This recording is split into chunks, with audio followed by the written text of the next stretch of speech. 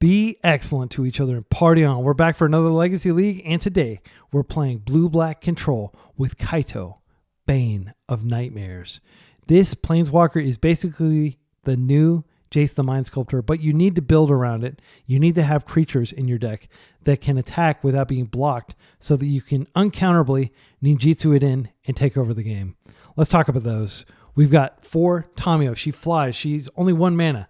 It's easy to get her on the table, potentially attacking, creating a clue, and then bouncing back to your hand when you use Kaito. And then there are the value creatures. Baleful Strix. When it enters, you draw a card.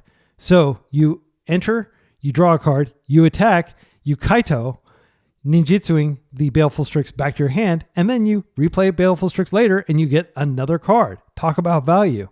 Similarly, Snapcaster Mage, oldie but goodie.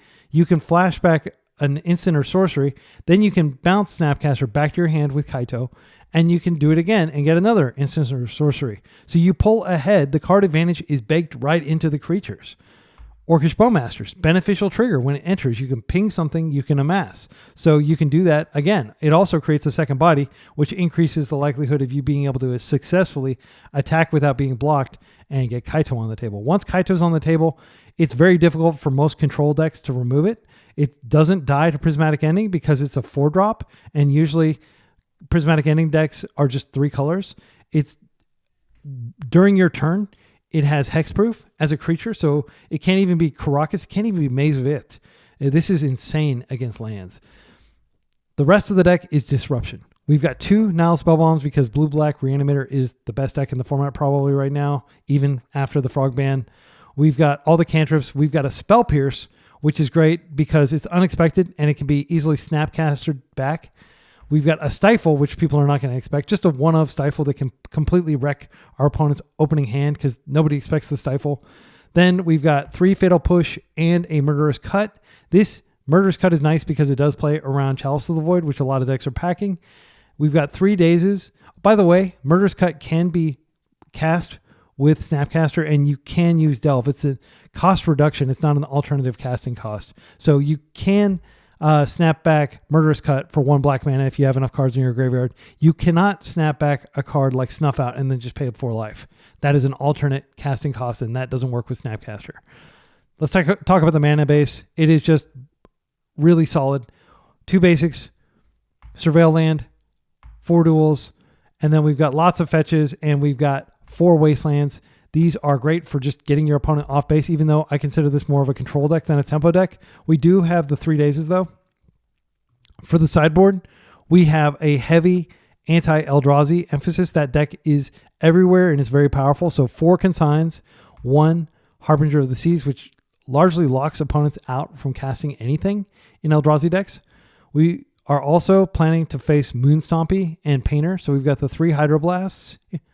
We have Engineered Explosives for Chalice matchups. We've got a Dismember, which is just all around pretty good. It can remove Magus of the Moon, but it's also pretty good against Blue-Black Reanimator because one of the main things they reanimate is Troll of Khazad-dûm, which you can cleanly kill with Dismember.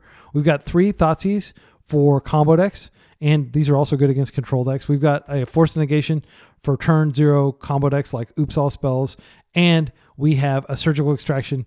This is Graveyard Hate card number 3, and it also can be snapped back with Snapcaster. So that's the deck. Should be a lot of fun to play. I encourage you to leave comments with timestamps if you have any feedback on my play. We're going to play a full 5 rounds of Legacy starting now. Round 1, we're up against an unknown opponent. We have a pretty good hand. This has Kaito.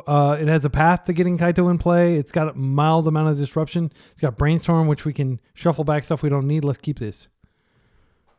Leyline of the Void. Okay, so this could be Mono Black Helm. That's the only deck I can think of that plays main deck Leyline. It doesn't affect us really at all.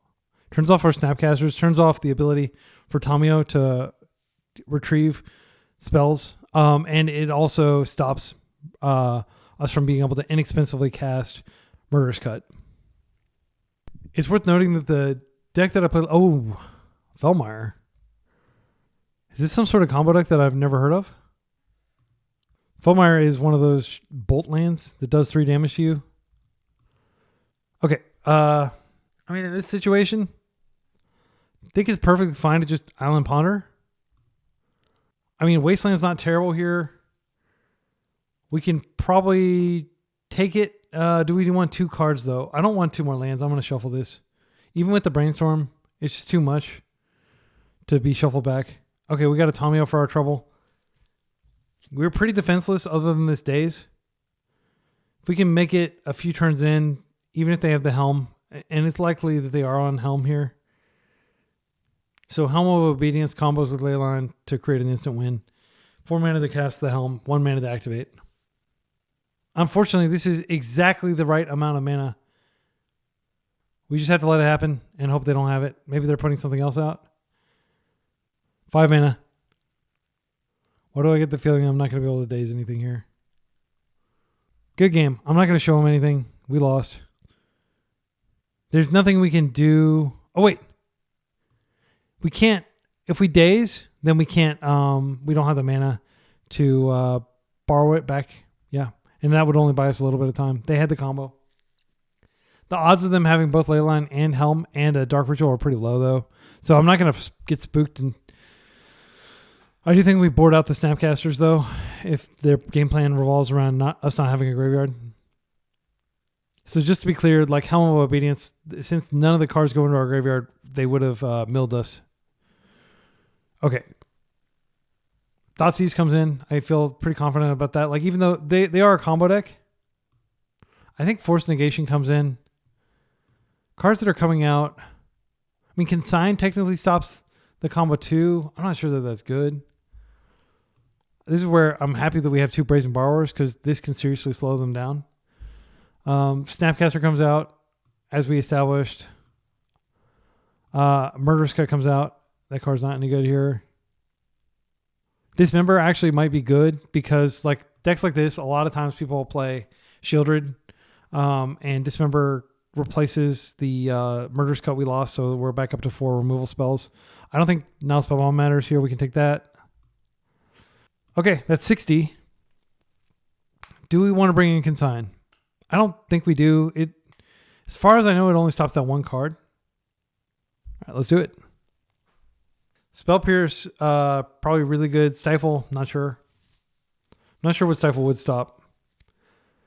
It can stop a Helm activation, notably, but the problem is not the Helm activation. The problem is that if they activate Helm and you have Brazen Borrower, you can bounce the Leyline back to hand, and the Helm is pretty terrible.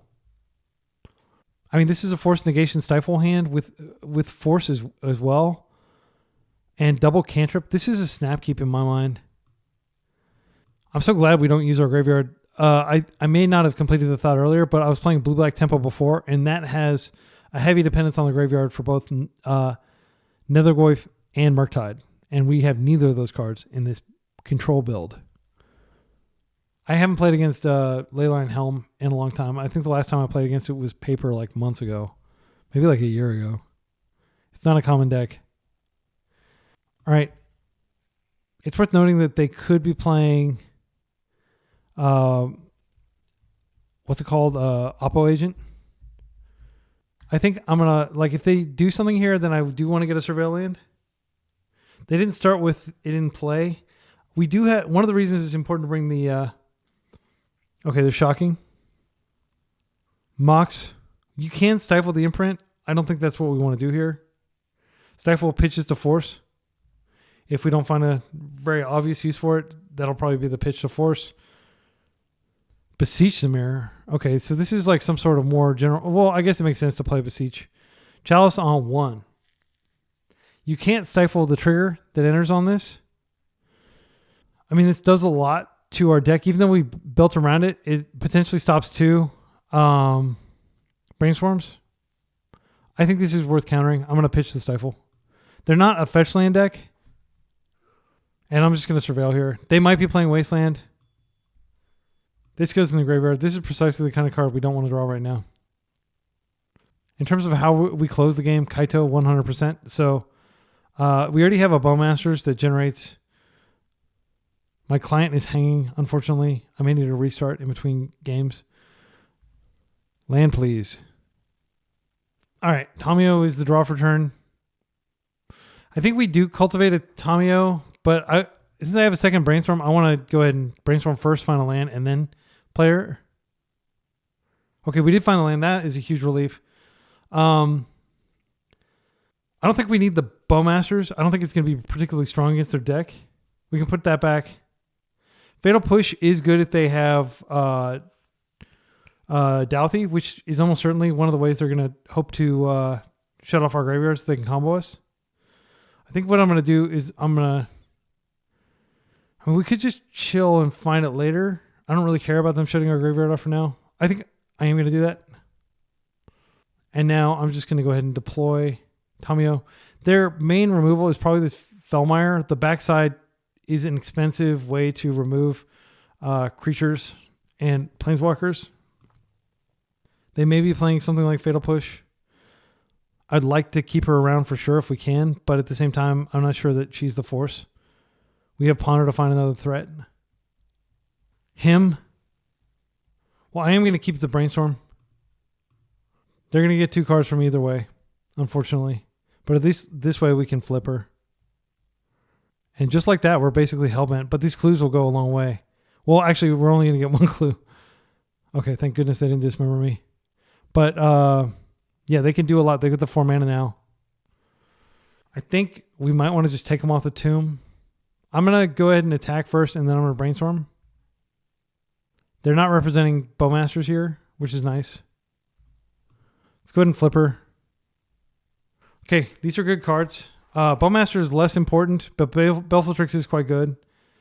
I think Strix is so good that I think what we do is we just...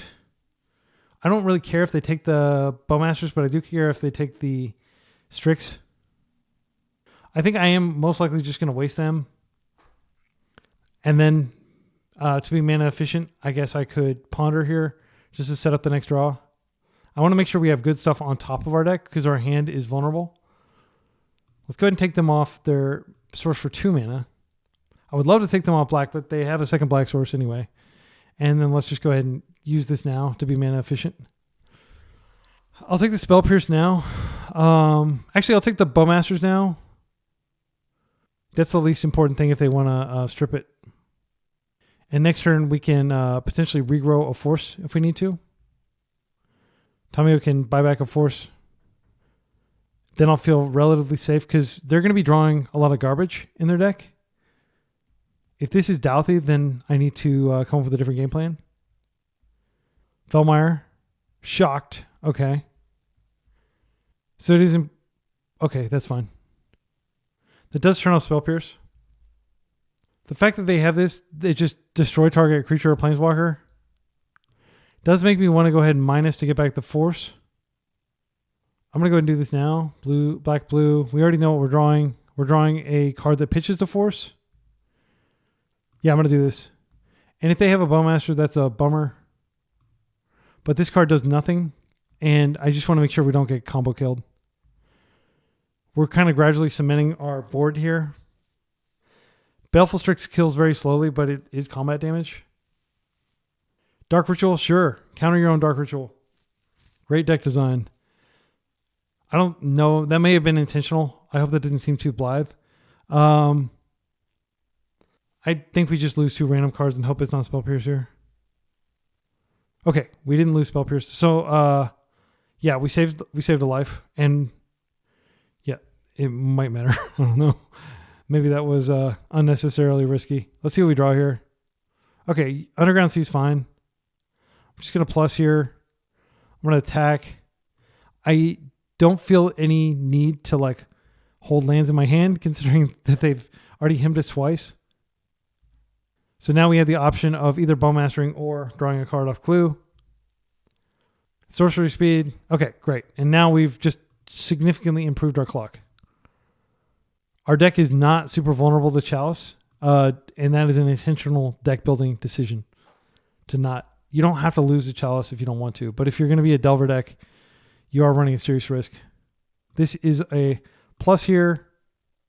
Then we're just going to take one of their lands. I'm going to do it before combat, just to force them to play like if they have, Okay, they don't seem to have Opposition Agent. That would be a card that would frequently be in these types of decks. I'm going to attack like this, and I'm going to hope that they don't blow us out with the Bowmasters. They are blowing us out with the Bowmasters.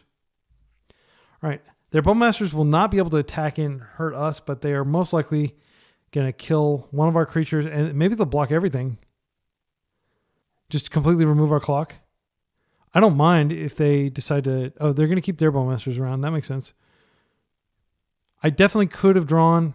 Probably should have drawn a card there. Yeah, that was a punt not to think about that. There's no reason that they should attack here. Unless I'm missing something. Tamio is plussed. I'm going to buy back Force of Negation. No, I'm not going to buy it back. I'm going to try to ultimate. I can't ultimate. I don't want Bowmasters to be able to kill Tamio though, so I'm going to wait one more turn. Okay, this is actually pretty good. I'm going to start by attacking them. They probably will not block. Now I'm just going to waste them. They have 1 mana, 2 cards in hand. We're going to plus. And then we could minus. Let's minus and get... if we get Force of Negation, that stops like some big play that they might have. Like if they have like Land Dark Ritual, I don't know what they could have.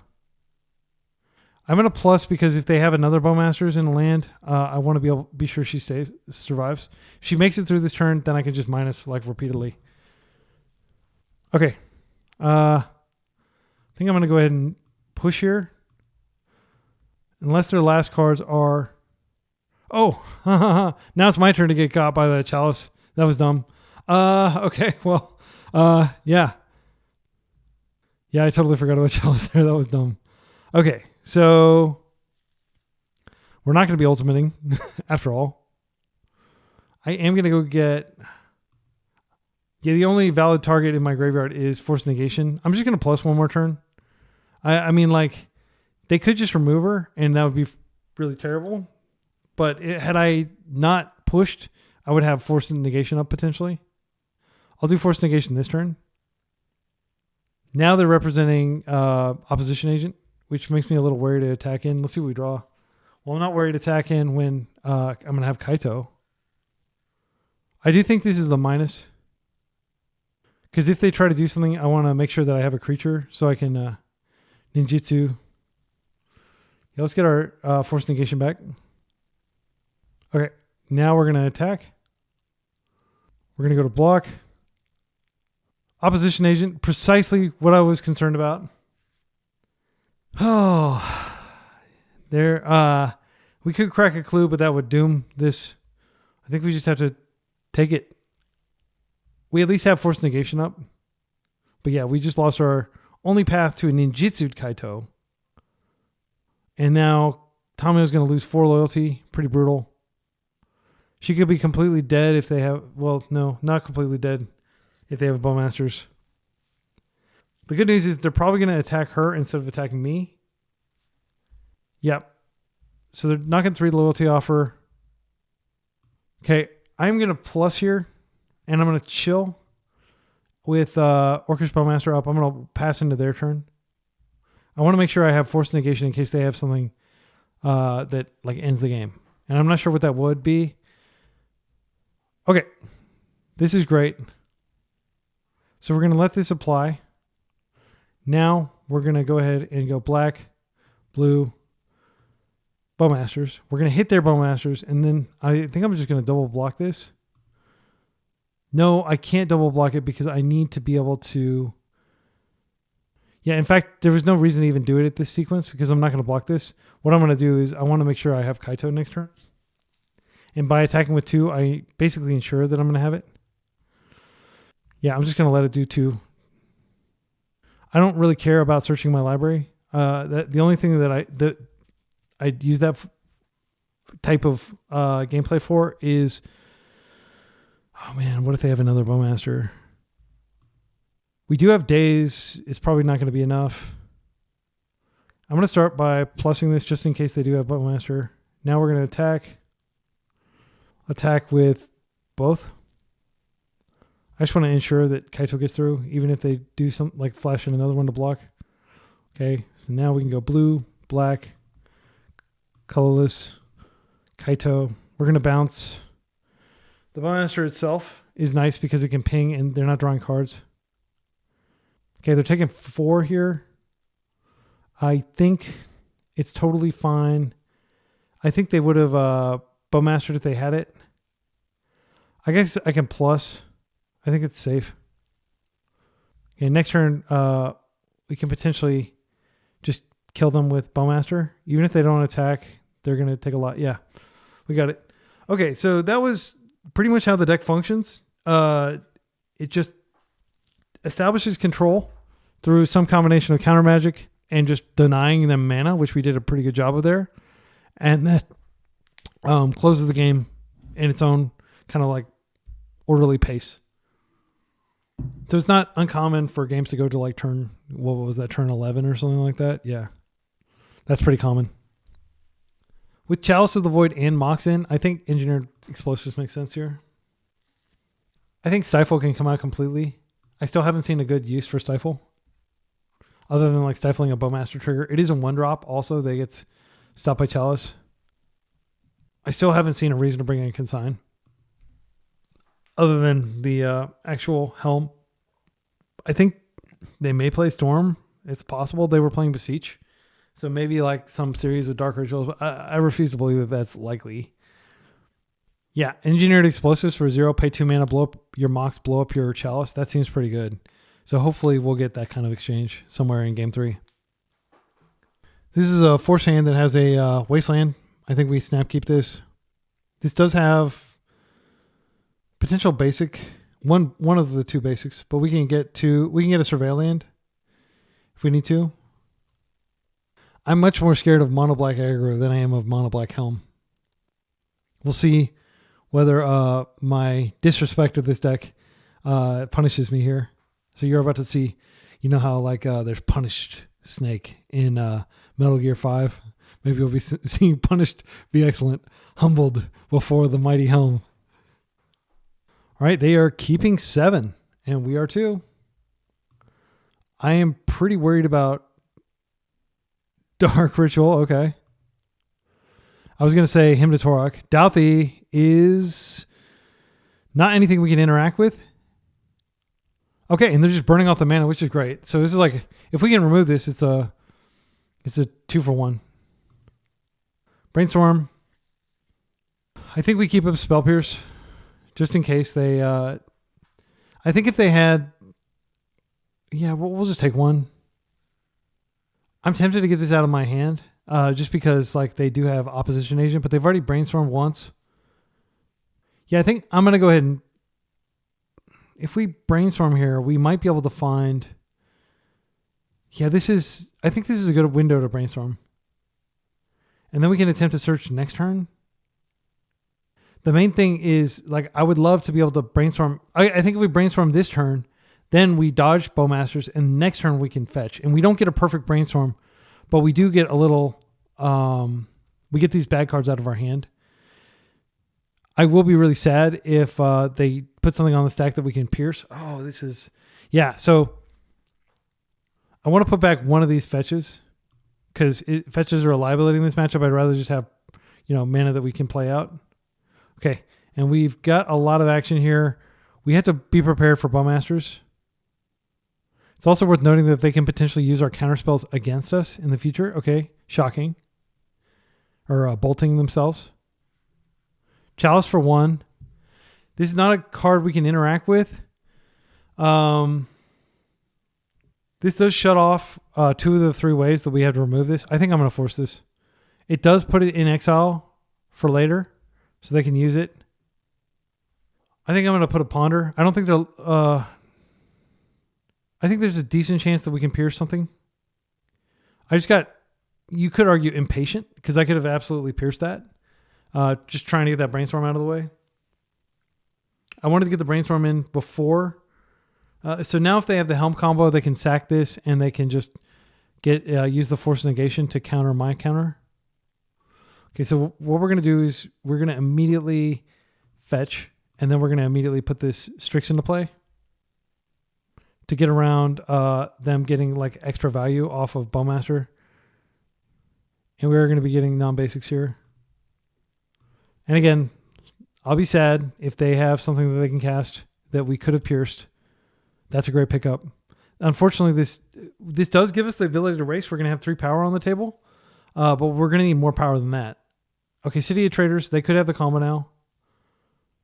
Him, that's unfortunate. Hopefully it hits lands and not our Bowmaster. Hits our Bowmaster, that's absolutely devastating.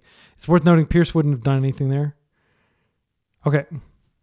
Now we waste the Fellmire. That greatly restricts their mana. And then we Bowmasters and we start attacking them. I can't wait and be the second Bowmasters deck. Normally you want to be the second person to cast a Bowmaster so you can clear Bowmasters. I don't think we have that luxury here. We could just Strix first. And then we could potentially be the second Bowmaster. We are under the gun from Douthie. By putting a Wasteland in there, we do give our opponent the ability to sack and get a Wasteland back, but I don't think they're going to sack for any reason other than to protect their own combo. I'm going to hit the Fellmire. I should have probably Baleful Strix first here. Just in case we drew something that we wanted to use, like a fetch land. Okay, like a fetch land, like exactly what we drew. Okay. So we are in danger if they get a opposition agent. We're not racing them currently. Bowmaster would have been a faster play, but again, like if just in case they play Bowmaster, I want to be prepared. Okay, no play. All right, I'm going to go ahead and just attack, see what they do. I'll play the land up first. Tamiyo, if flipped, can slow down Douthie Bloodletting. Play the Tamiyo out. She will create clues.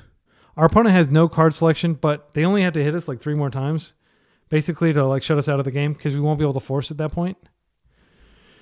All right, we're taking it. Bowmaster, end step. If this dies, we're in serious trouble because it is more powerful than a Douthie against our deck. Thoughtseize, that's never going to be cast. I'm going to go ahead and attack with literally everything. We're just going to play. Yeah, I don't want to risk Thoughtseizing and then having them not have an opposition agent. They would have Bowmastered if they had something. I'm going to go ahead and try to Bowmaster, or I'm going to try to Clue here. Best draw is Fatal Push. Best draw indeed. This is a great window where they can't do anything. I guess I could have Thoughtseized just to make sure they couldn't do anything here, because now that we were taking the pressure off, yeah, I think I am going to do that. I'm going to attempt to search.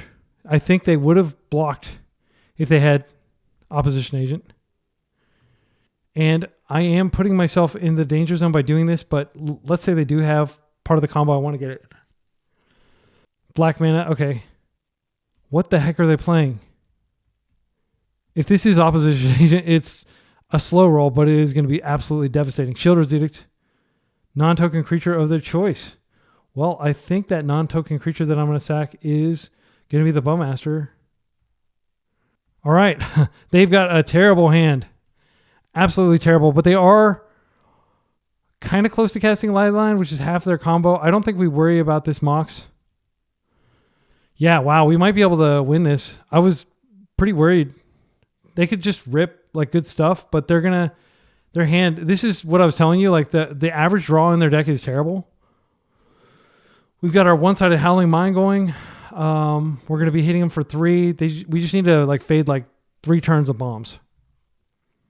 Bowmasters is 100% a bomb.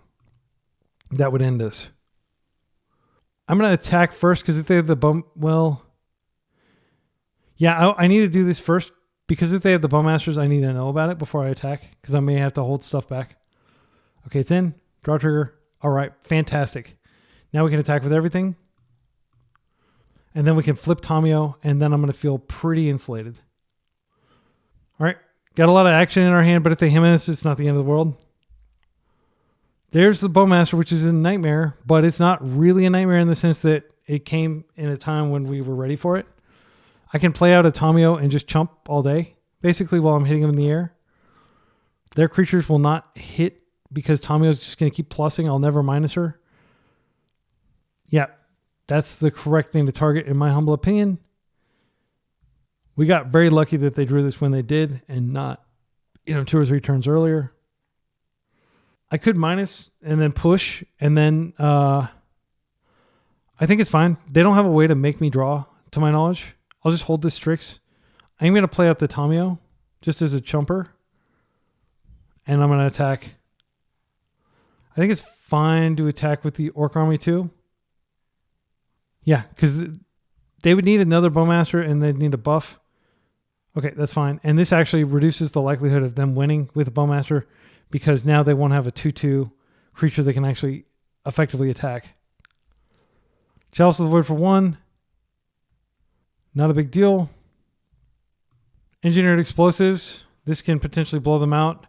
I don't think we... Yeah, they don't have the mana. So what I'm going to do is I'm going to minus here. I'm going to get back my Fatal Push. Oh, Chalice. Okay, I'm going to Engineer... Whoa, for 0. Yeah. I'm going to cast it for 0. This doesn't blow up anything on our side. It just ends their Chalice. And I definitely could have waited, but I just want to get this off the table. Then I can ponder. Let's go ahead and attack here. I don't think they have any hasty creatures. I'm going to keep this back just as an insurance policy against some hasty creatures that I didn't think of. It doesn't change the clock. Then I'm just going to ponder while we don't have a Chalice on the table. Wasteland's pretty good. We can just waste that city just to reduce the total mana they can output. If they have exactly Bowmasters, that's bad. Because they could city into Bowmasters. And then that would take one of my attackers off the table. We'd still be able to plus and win. Yeah, okay. That was just like very careful play toward the end. Thankfully, the second time I didn't cast Fatal Push into Chalice. That would have been bad. All right, so we're 1-0. Let's go to round 2. Round 2, we are 1-0. We're up against an unknown opponent on the play. We got a Force of Will hand that has no lands. Throwing it back. This hand has pretty good. I mean, it's got Path to Kaito. Murderous Cut's not terrible, even though it is a later game removal spell. We have Daze as interaction. My instinct is to Tarn here. And then we can... I mean, we could put Tamiyo out, and then we could just present threats turn after turn. They blow the removal on Tamiyo. I would rather than blow the removal on Baleful Strix, and then we stick the Tamiyo subsequent turn. That does let us keep up Scalding Tarn so that we can potentially fetch and Daze. And fetch and Daze with blue mana floating so that we can pay for their Daze. In case we get to a Daze off. We're keeping... They're finally responding. If you hear my kids play piano in the background, they like to do that. Actually, the cut is what we're putting back. It is the later game card here. This does fall apart if our opponent has Stifle, which is not super common, but if they are on Stiflenought. So we're going to wait and see what they do first. They kept 7. They have a stop in our upkeep. Public service announcement. Be sure to remove the stop in your opponent's upkeep. I think my opponent might be multi-queuing. They took forever in between rounds. If they're playing some really fast combo deck. So this is one of the annoying things about MTGO. And I am going to get on my soapbox and yell at old man, yell at cloud mode. Is that if you're playing some really fast combo deck or something and you don't have to worry about going to time, you kind of abuse the clock by just playing more than one game at a time. Multi-queuing, as they call it.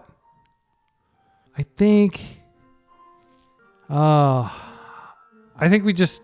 Now that they played the Underground Sea, it makes me want to get basic. So I'm going to wait and go to my draw step in case I draw a second land. Okay, I did. This is great. So I do kind of want to keep up Daze mana. Let's see if they stifle. I don't mind if they stifle now that I have a second land. I don't think they're going to stifle.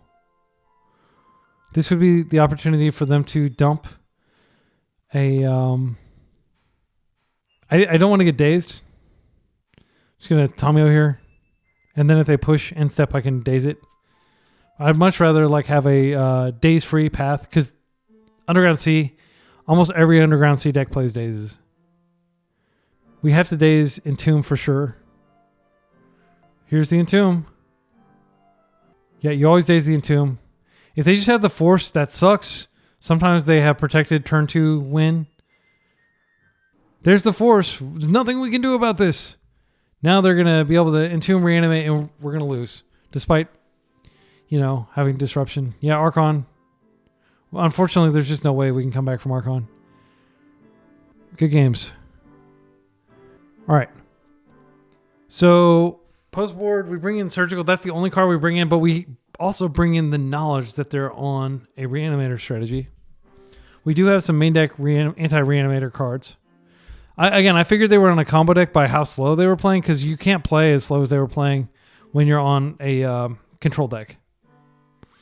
A Stifle plays. They have a very low greedy mana count, so I think Stifle's good here. Really not any obvious cuts, which is one of the reasons there's only one sideboard card that comes in. I think Dismember comes in too. I mean, the Thoughtseizes probably come in. I think we bring in Thoughtseizes. We take out the Forces. I don't know that we can have the luxury of taking out Forces. It's not a good card in the matchup generally, because if we can stop their fair plan with a Spell Bomb, like Surgical is basically a 1 mana or 1 card, 2 life force. All right, Murderous Cut is kind of our path out of a reanimated meanie. I'm kind of thinking we cut Fatal Pushes. Okay, I'll keep a Force in. Yeah, again, I'm still trying to feel my way out with this new version of the deck, because they have Thoughtseize main deck and stuff like that. It's much more reliable to be able to Thoughtseize away their threat than it is to hold counter magic, because they can just keep digging and eventually find a Thoughtseize or find their own counter magic for your counter magic. Thoughtseize is more proactive, but at the same time, you can't Thoughtseize the top of their deck. Sometimes they just get lucky and they find a reanimate effect. Okay, this is a snap keep. We have Daze and Spellbomb and Dismember for their threat. Orcish Bowmasters for their Bowmasters. So whenever I get a snap keep like this, I never actually snap keep. Oh, I'm going to keep it. I always wait a second to make them think that I'm laboring over the decision. But they're probably off playing their own game. The other, okay. I hope that's not too presumptive. Okay, so in these situations, you always just lead with the Spellbomb. You never take a chance on giving them a turn, because then Daze comes online and lots of other stuff. They might Thoughtseize it out of your hand. You just same thing with Grafdigger's Cage. You just play it out. Okay, so we do kind of need to show our hand and play out the Wasteland, and the reason is because we want to probably play out Tamio and start pulling ahead on cards, and we don't want them to Daze that. This is a window where we could ponder. I think it's better to go and get Tamio out, though. We don't have a means to protect her other than Daze itself, but I'm not worried about protecting her. I'm worried about not dying to their giant reanimated monsters. If they go for reanimate on a Troll of Khazad-dûm, we probably let it resolve since we can dismember it. Okay, our opponent has finally played their land after a minute and a half. Okay, so we don't really have the luxury of wasting here. They definitely could have a Bowmaster here. Do I want to fight that? Is that the fight? I'm going to start by Tamioing here. Create a clue. I do think we want to ponder here to try to find another land. They could Bowmaster, but it's not that catastrophic because we have our own Bowmaster. We just need to find a land for it. We also have Dismember if we really need to get rid of it. All right, let's ponder here. I don't want to have to Daze a Bowmaster just because. Actually, if we Daze a Bowmaster, that does give us the ability to flip Tamio, but that does leave us open to a lot of their interaction. Okay, it looks like we may be Dazing a Bowmaster here. Shoot the Sheriff. Well, if I Daze this, then I can flip Tamio. I think I am going to Daze this. If they Daze back, I can't flip Tamio. Okay, so now we Brainstorm first. Kaito is pretty good. We did find our black source. I think we want to keep all these cards because their mana base is pretty bad. They could Troll Cycle here and get back onto black. If we don't flip Tamio, what we can do is we can waste here, and then we can shuffle. I don't know that I want to shuffle away anything, though. I think I just want to flip Tamio here and then hold up. Yeah, and we can decide whether we want that second Wasteland. I think it's worth it to flip her. We're getting the card anyway. All right. Let's plus her and let's pass. And hopefully they don't Thoughtseize this. I could have stacked it where I drew a Wasteland because we're going to draw the Wasteland anyway. I shouldn't have stacked it where Kaito was in my hand, just in case they do have a Wasteland, Thoughtseize here. There are lines where like they Brazen Borrower this back and then they, reanimate or something like that. Like, they would need more mana to do that. I don't think we need to worry about it right at this exact moment. Pithing Needle. That's fine. I can't do anything about that. They're probably going to name Tamio instead of Spellbomb, but if they name Spellbomb, that's actually scarier. They may name Wasteland. Okay, they named Tamio. So we do have 2 Brazen Borrowers that can deal with this. That's the only thing on our deck that can remove this. It may have been a mistake to flip Tamio because I could have just had Kaito down next turn. They do have Wasteland, so I'm going to double waste them this turn. I think that's worth it. Yeah, I'm going to attempt a waste. Then I'm going to see what they do. Okay, let's go post-combat. Okay, and now I'm going to waste the other one. And we're just going to get down and dirty. All right. We didn't put anything on the stack. They didn't have an opportunity to daze it back to hand. But again, they have Troll in their deck. They may have more lands. They did have another land. They are going to get a perfect Brainstorm here around our Bowmaster. I wanted to take the chance. I mean, there was a decent chance that they didn't have another land. They play like 16 lands or something ridiculous. All right. They opted not to shuffle, which is terrifying. Maybe they'll shuffle before they draw. I think what we do is, unfortunately, we have to wait until end step and then probably go for our Bowmasters. If we go for Baleful Strix, I mean, actually, this is a window where we can go for Strix. I think it's fine. I don't want that. I'd be sad if they dazed my Strix because I do want to get Kaito on the table. It's also possible that they like waste us off this black source. I'll be happy if they daze this just because this... Okay, we'll get the value. It's unfortunate that the Stifle was drawn now. Okay, so we'll try to stop their next fetch, I guess. This can stop like an Animate Dead. Okay, they got their Surveil. So far, nothing to reanimate. They put a reanimate in the graveyard. I bet you they have a reanimate in hand. They find Bowmasters. It's annoying, but we have our own Bowmasters. They don't seem to have Daze. I think there's good cause for them dazing last turn. We have let a lot of cantrips, 2 cantrips through Bowmaster's clutches, though. So they are able to sculpt. If they play a fetch and they don't fetch, I'll be tempted to just chill on Kaito until we can stifle it. Because they don't have a basic. Okay, now they have a basic. If they reanimate this, it's fine because I can dismember it. I'm just trying to like focus on the bright side here. Okay, they got a basic. So our like mana, our resource denial plan is basically off. This is a 2-for-1. There's no problem at all. Okay. I think we want to brainstorm and try to find a fetch. A Wasteland's not the worst, but it's not great here. Still no Brazen Borrower. We did find a Thoughtseize. I'm tempted to just Thoughtseize them here. Definitely don't need the second Kaito. I think we're not going to draw a third land. I'll put back both the Kaitos, I guess. I'm just going to go ahead and Thoughtseize them now. They have tons of interaction in their hand. Douthie is kind of a pain. I think if we put it in the graveyard, it's interesting. I guess they're just not planning to use the graveyard at all this game. Go for the Throat doesn't stop. None of these stop Kaito if we can get to Kaito mana. We can just dismember Douthie and then we can snap back later and kill something else. I think I'm going to take the Brainstorm just to try to kill their momentum. Because we can both Tamio and kill next turn. Actually, I'm not sure. Dismember may actually go... I think Dismember may get exiled. Because it's still... It's not like exile target permanent or kill target permanent. It's give it next... it'll be interesting to see whether Dismember gets this... gosh, I'm going to look up the ruling. Okay, so bad news. We can't dismember Douthie without losing our dismember, which means that we won't be able to dismember the follow-up troll. Douthie is going to take out our Tamio pretty quickly. I think it's worth doing. I'm just going to pay the life.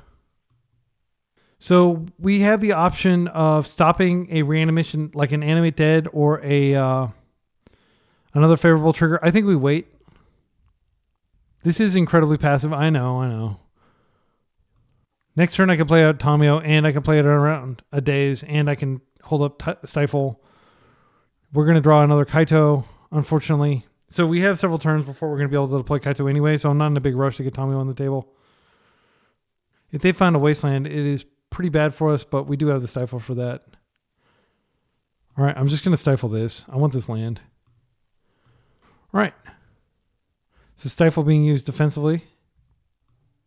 Now we can go ahead and Tamio again. And this is a Tamio that is really here primarily to give us an outlet to Ninjutsu, but we will get a clue.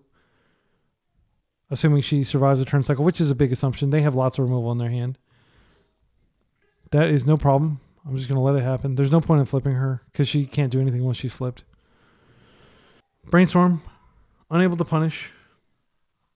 Part of it is I'm like terrified of putting Bowmasters on the stack because the moment that it goes to the graveyard, it becomes something they can target with their reanimation effects, and we don't want to spellbomb ourselves to stop it. Thoughtseize, okay, they are going to be able to take our Bowmasters. I imagine that's what they're going to take.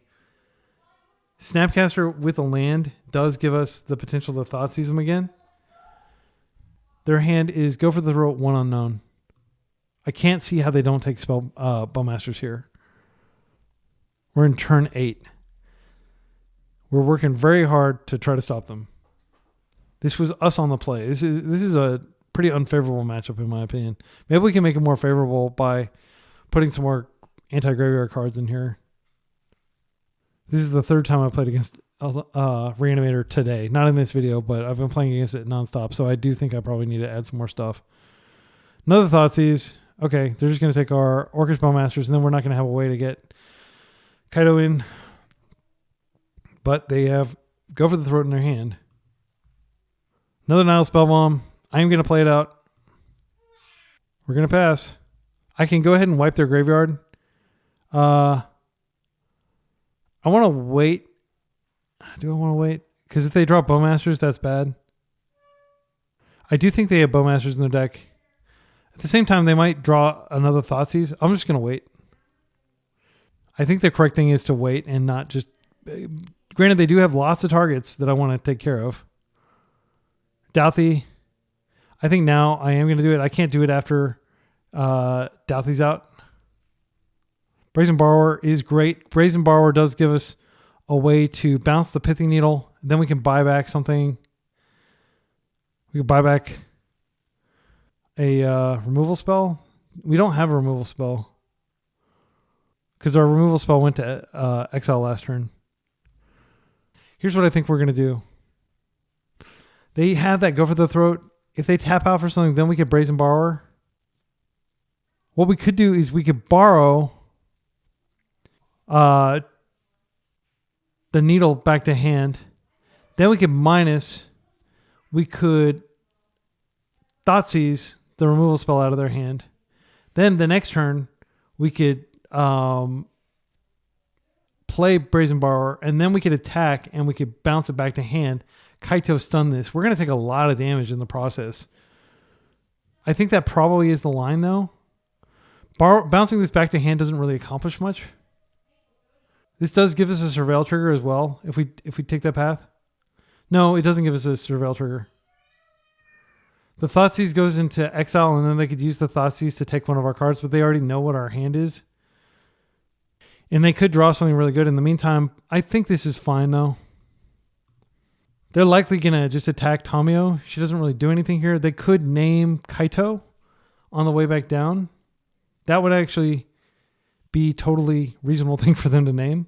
Actually, I can just Thoughtseize the... I'm going to get a Swamp here.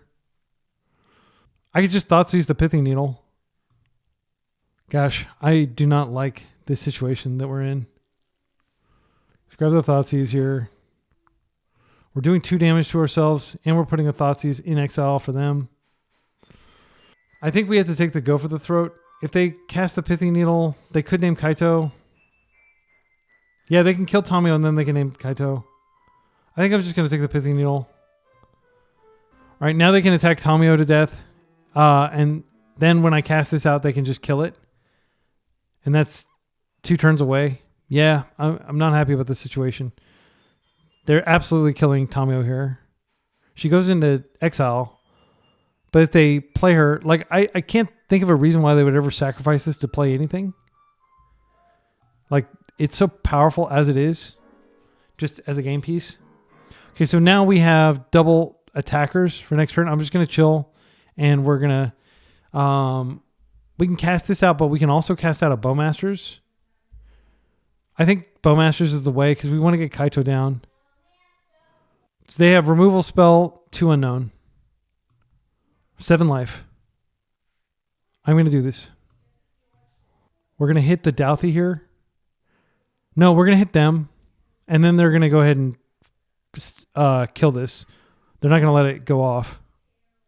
If they do let it go off, I will hit Douthie. But I can't imagine a world in which they let this go off. It's worth noting that this does put it in exile where they can sacrifice Douthie. But Douthie will be stunned. So Douthie won't be able to do that. Okay, so we get our extra Orc army, and that's going to help us get Kaito into play. And then we have to win off Kaito pretty quickly. We're really low on life. So they are going to have 3 unknowns in hand by the end of this exchange. It's crazy to me that Pithing Needle is a card that Blue-Black Reanimator is playing. I guess they really fear Fairy Macabre. All right. Brainstorm. We could Brainstorm and get a land. I think that's greedy. Next turn, there's a very good chance. No, they're not going to be able to do anything with it. I'm just going to attack. And then we're going to Kaito. And we have the minus here. And if they do have a Bowmasters, that's pretty powerful. But it'll still be on the table for a turn cycle. Next turn, I'll plus it. So that we can start stunning again.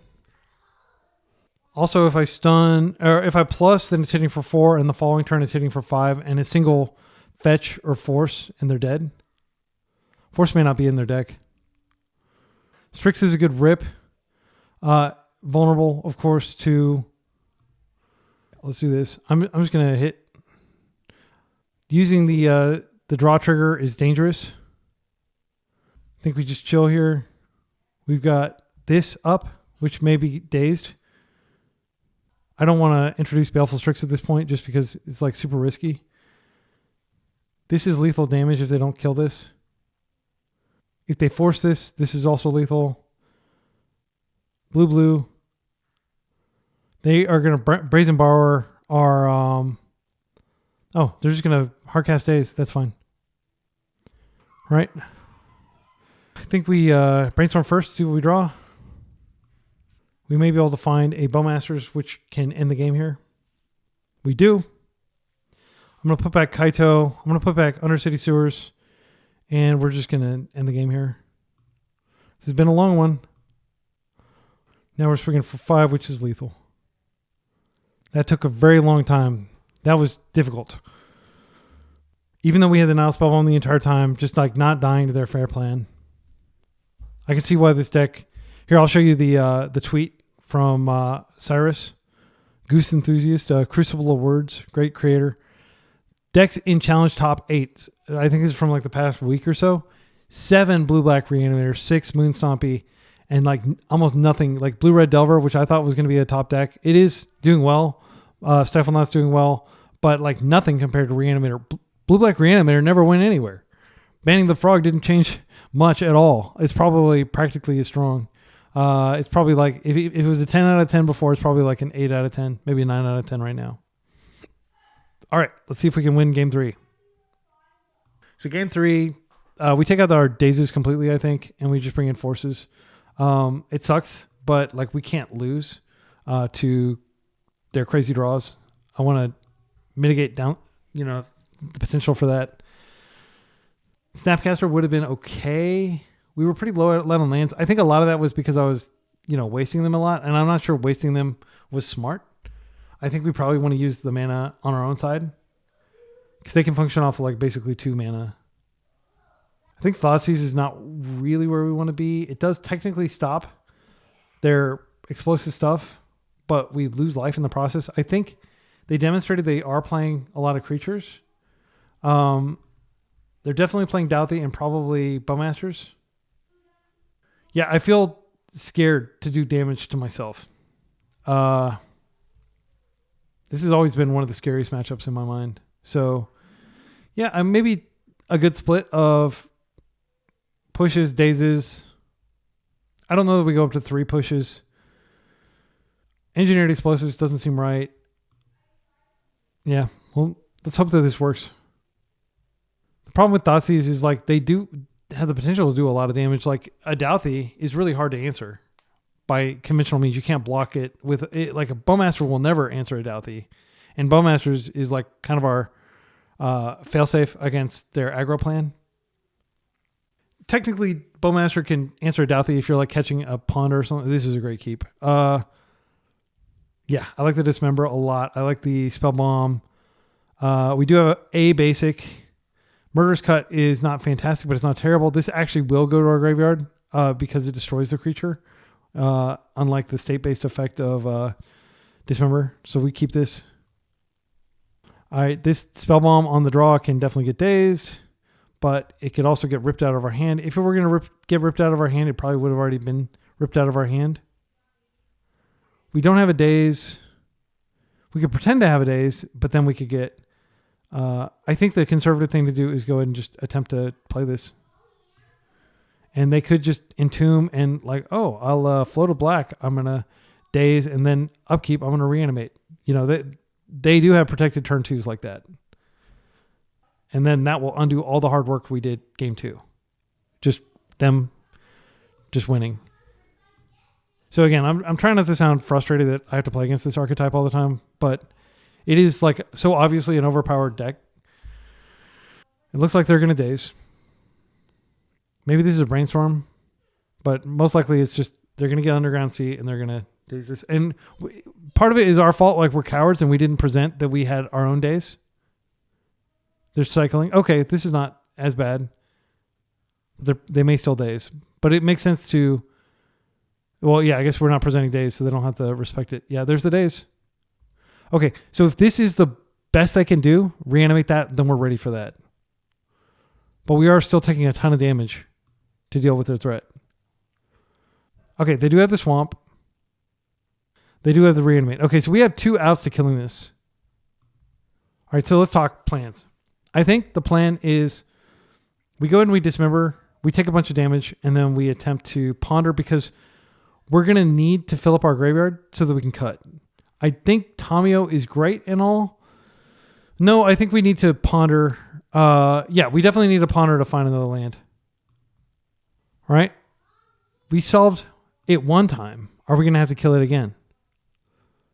This is a shuffle. We need land. I realized that Brazen Borrower deals with a single wasteland out of their deck and our entire game plan basically collapses.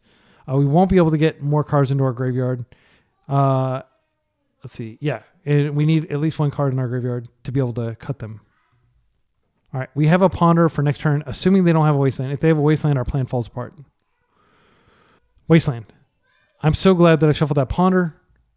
We're probably screwed. Okay, we do have 4 cards in our graveyard, but now, okay, they can take the Murderous Cut and then they can reanimate. Interestingly, they took our Bowmasters. Maybe that's their preferred reanimation target since they're lower in life. Okay, we got really lucky here. We did get a Ponder. I'm going to go ahead and Ponder immediately. I don't want to risk them having yet another Wasteland. Surgical is great.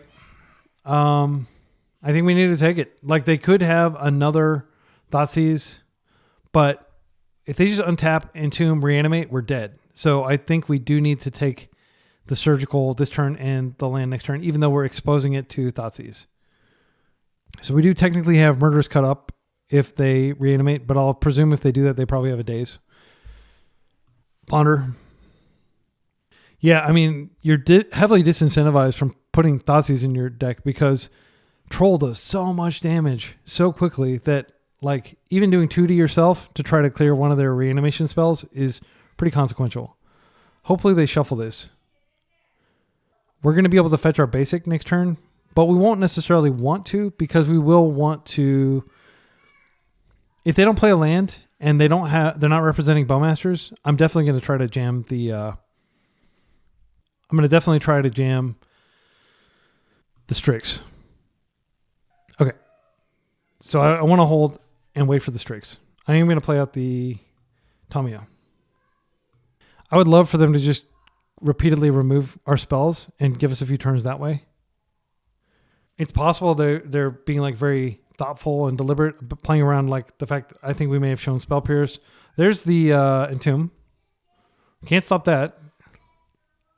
They're going to put Archon in the bin probably so they can not only resurrect a monster that just solos us, but also kill our Tamiyo on the way through. All right, moment of truth. Do they have it? If they have double Daze, I want to play around that contingency. The game is all about this, whether they can force this. Okay, they didn't. Holy cow. They do have Brazen Borrower. It's good to know about, and they have a Misty. And just going to snapshot. Okay, so we're going to click on this. We're going to click done. I don't really see anything notable here. They do have Gristlebrand in their deck. They have that Engineered Explosives we know about. They've got one Animate Dead. They seem to have slightly gone down on their spells. So Reanimate fizzles. So they can Borrower as a offensive card if they want to. They're probably not going to want to borrow this that I'm about to cast. Would love to draw a Wasteland off this just to restrict their options a little bit. Happy to get this out before they draw one of their 3 remaining Bowmasters. Brazen Borrower of our own seems pretty good. We can get a Surveil land here. We've got 4 minutes, 30 seconds. I do need to be kind of quick. Okay, so again, their hand, which was shown to us, was Misty, Brazen Borrower. So they have one unknown. I think I am going to get Surveil here. I don't think we're going to worry about getting basics. Wasteland, not necessary. I'm not going after the mana. If they flash in a Borrower to try to deal with one of these creatures, I can always cut it. Let's see how they block. If they block here, I can just double activate it. Let's go get the island this time. We are leaving ourselves somewhat vulnerable to them. We're not really leaving ourselves vulnerable to anything, I don't think. Okay, so we do 1 damage. Now we can plus this. Let's pass. They can attack in every turn, but we're going to soon have our own beatdown plan in place. They have a Surveil land. They have several Surveils. Sometimes they get lucky and they do bin like a horrific monster off of these. They are attacking Tamiyo, which is fine. The scariest card in their deck right now is probably Brazen Borrower. Best draw in our deck is Snapcaster Mage. Douthie, that's fine. Okay. So together these can kill Tamiyo this turn cycle. The plus first. I'm going to ponder just because if we find Kaito, we want to get Kaito in. I think Spellbomb is nice insurance. We can Strix into Spellbomb and we can also cut. Or we could get Force. I think Strix into Force is better. So I'm going to go ahead and play this. I'm going to cut the Douthie.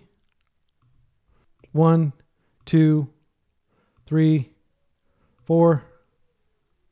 It's cut. We've got 2 minutes on the clock. We go ahead and attack. Now we've got Force with Daze Protection mana up. We're just going to beat them down really quickly with our Borrower. We'll keep plussing Tamio. We can always minus Tamio if we need to get rid of this. Brainstorm's fine. We just have to stop the spell that comes out of it. I'll pitch the other Tamio. We definitely need to stop. The main thing we need to stop is anything that gets a Orcish Bowmasters into play. I can potentially Tamio to regrow a Surgical. I don't think that's correct right now, but that will be correct soon. They may be a little scared about attacking in with the Brazen Borrower. Reanimate on Bowmasters. That is a force. Oh, no, they haven't. Oh, it's a Douthy. Okay, good. Okay, they're not attacking. Oh, they are. Okay, good. They're not attacking. Okay. Let's think about this. So we can just regrow the Murderous Cut. Now we can just go black. Cut. I'm going to cut here. And I'm just going to take the creatures out of my graveyard. Definitely don't want those hit. Okay, now we can play a land. We can play this out. Graveyard is covered. We can attack. We're going to attack like this. I don't even care about the Tamio at this point. Yeah, if they want to attack and kill my Tamio, that's okay. Bowmasters would be absolutely devastating. We can still lose to Bowmasters here. Another Douthy. 3 in a row. I think they're going to attack, and that gives me my window to hit them for a lot with Brazen Borrower. In my opinion, they should attack in and kill her. Let it happen. I've got 1 minute on the clock. Let's cast it. They're dead on the board. Actually, they're just dead.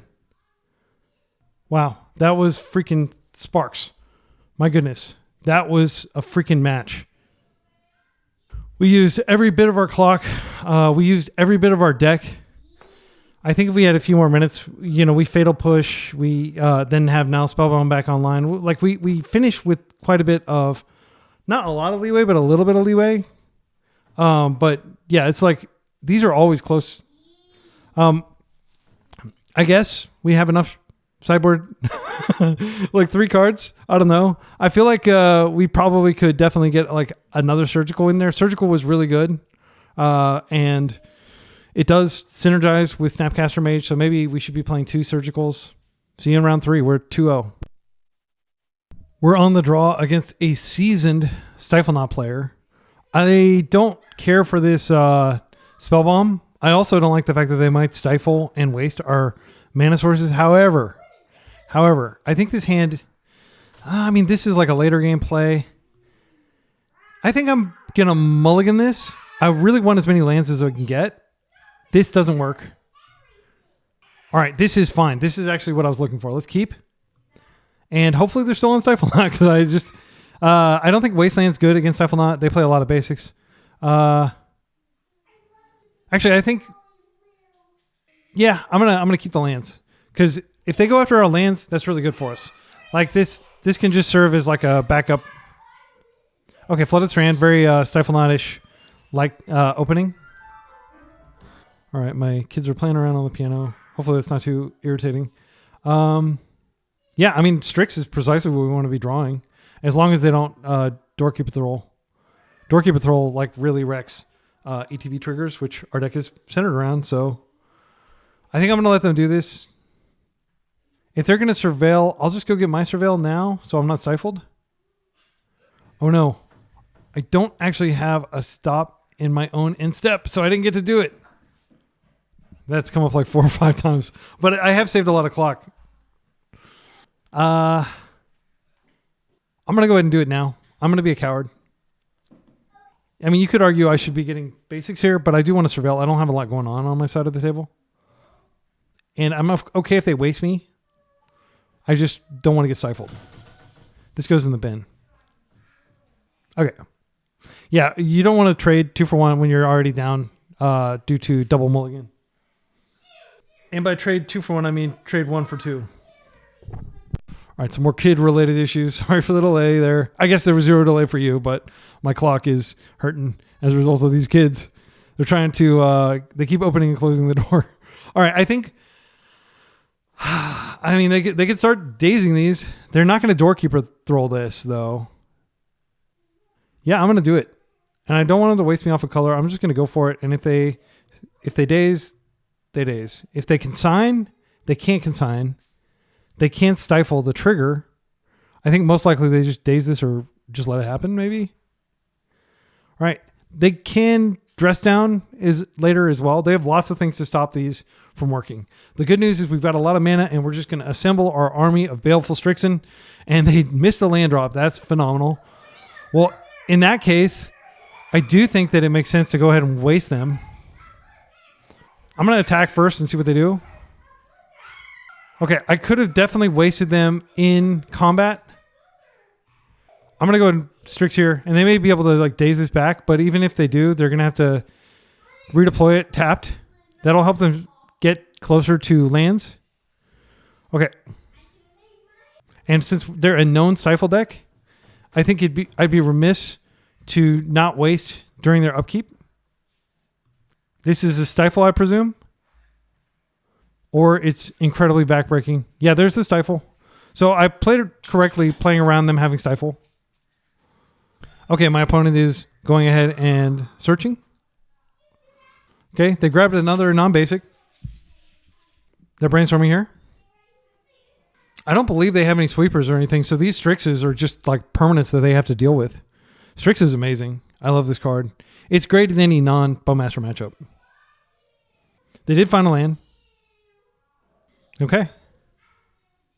Murder's Cut, not terrible. There's no reason at this point to play. They could have Daze and a. Yeah, so I'm just gonna go like this. I'm gonna start by attacking. You always attack and then cast spells, unless you have some special thing you're gonna do. Okay, they take the damage. Let me introduce you to my Strix's friend, Strix. I would not want to be on the other side of the table from this. All right, next turn we have Kaito, which is very difficult for them to deal with. Plow does not work against Kaito. Prismatic Ending. Conventional things that you use against creatures do not work against Kaito.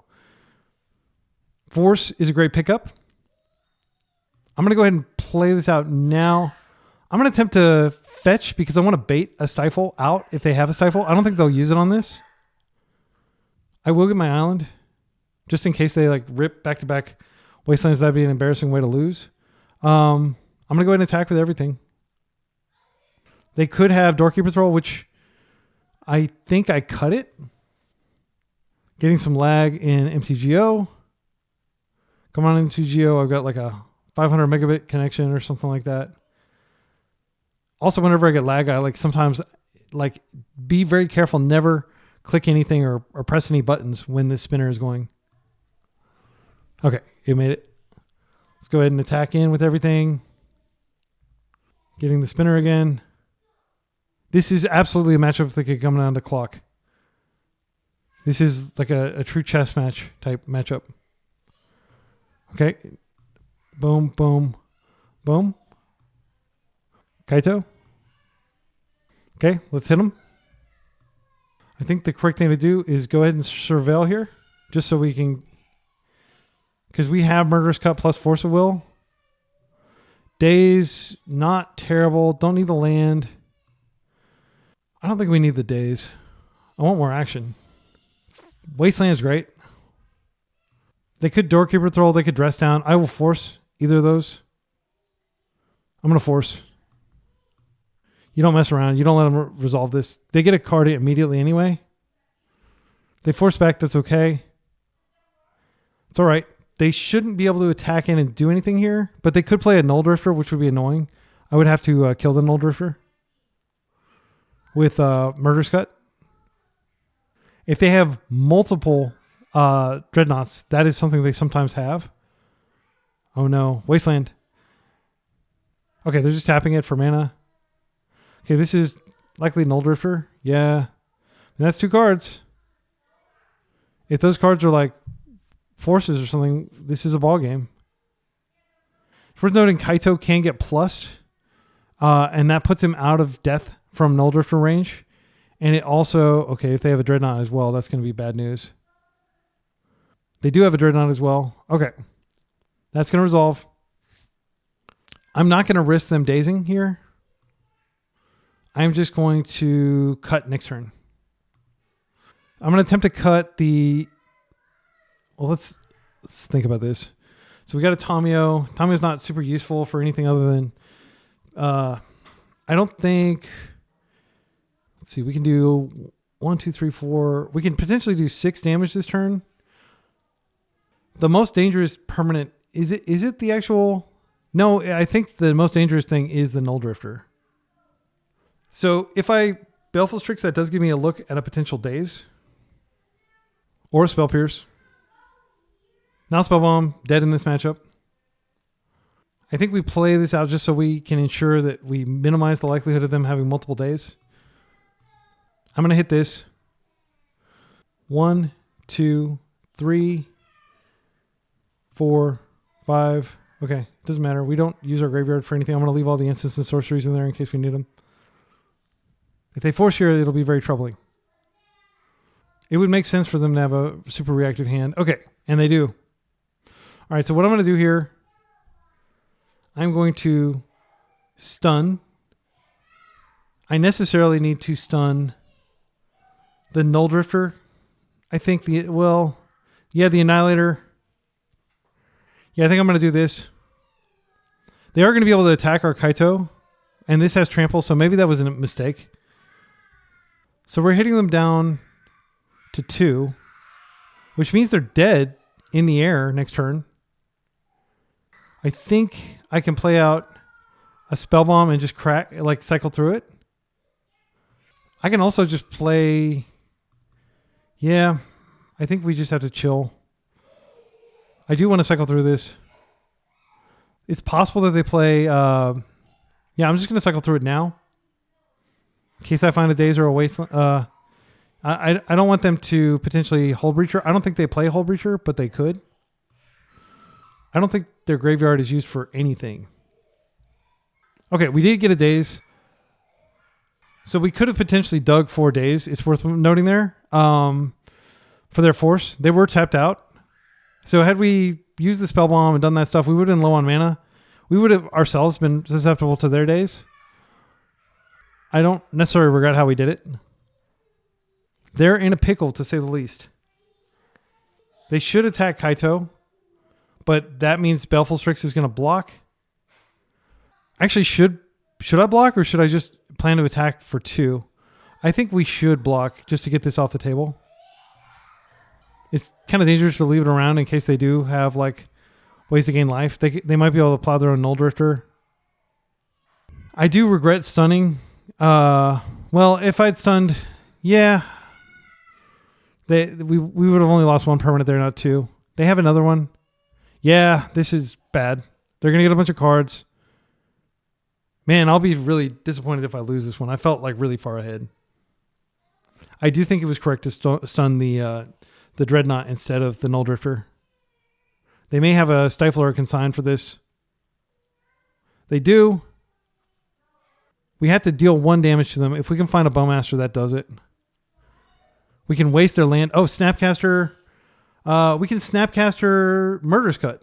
I'm going to go ahead and waste this right now. They're plowing in response. I can just flashback Daze, but then I can't flashback Murderous Cut. I think this is fine. And then we just flashback Murderous Cut and we kill them over 2 turns instead of 1 because they're not going to have a creature next turn.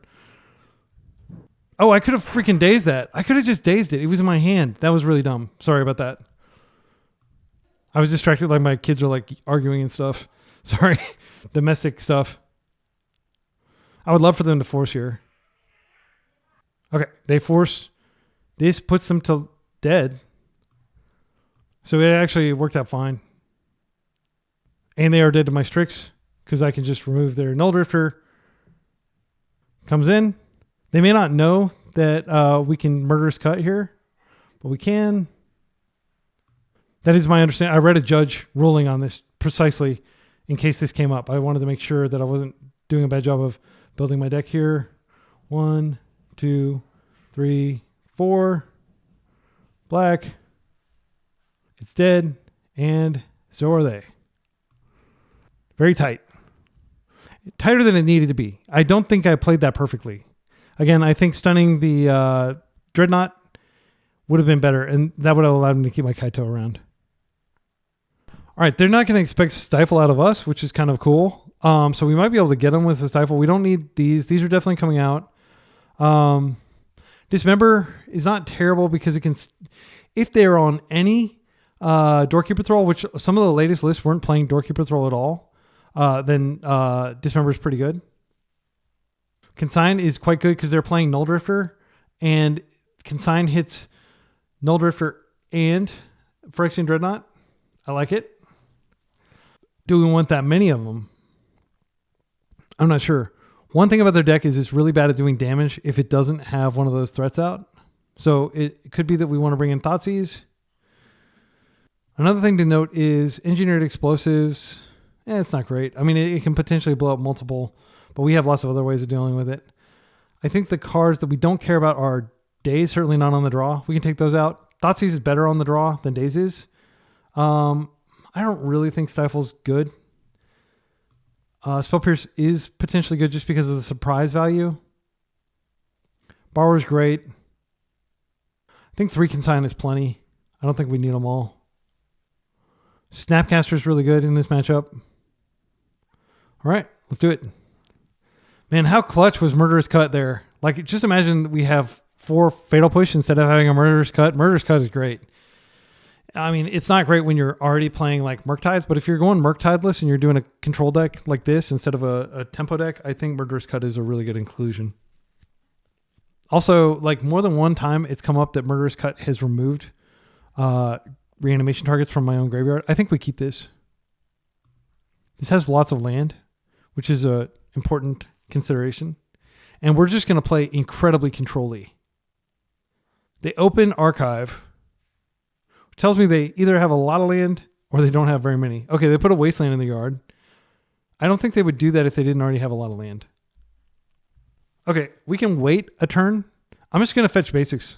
I'm going to be super duper conservative. Let's go fetch a basic island here. And we're just going to chill. Then next turn, we're going to fetch a basic swamp. And we're just going to chill. Or we could potentially, Tamio into Daze.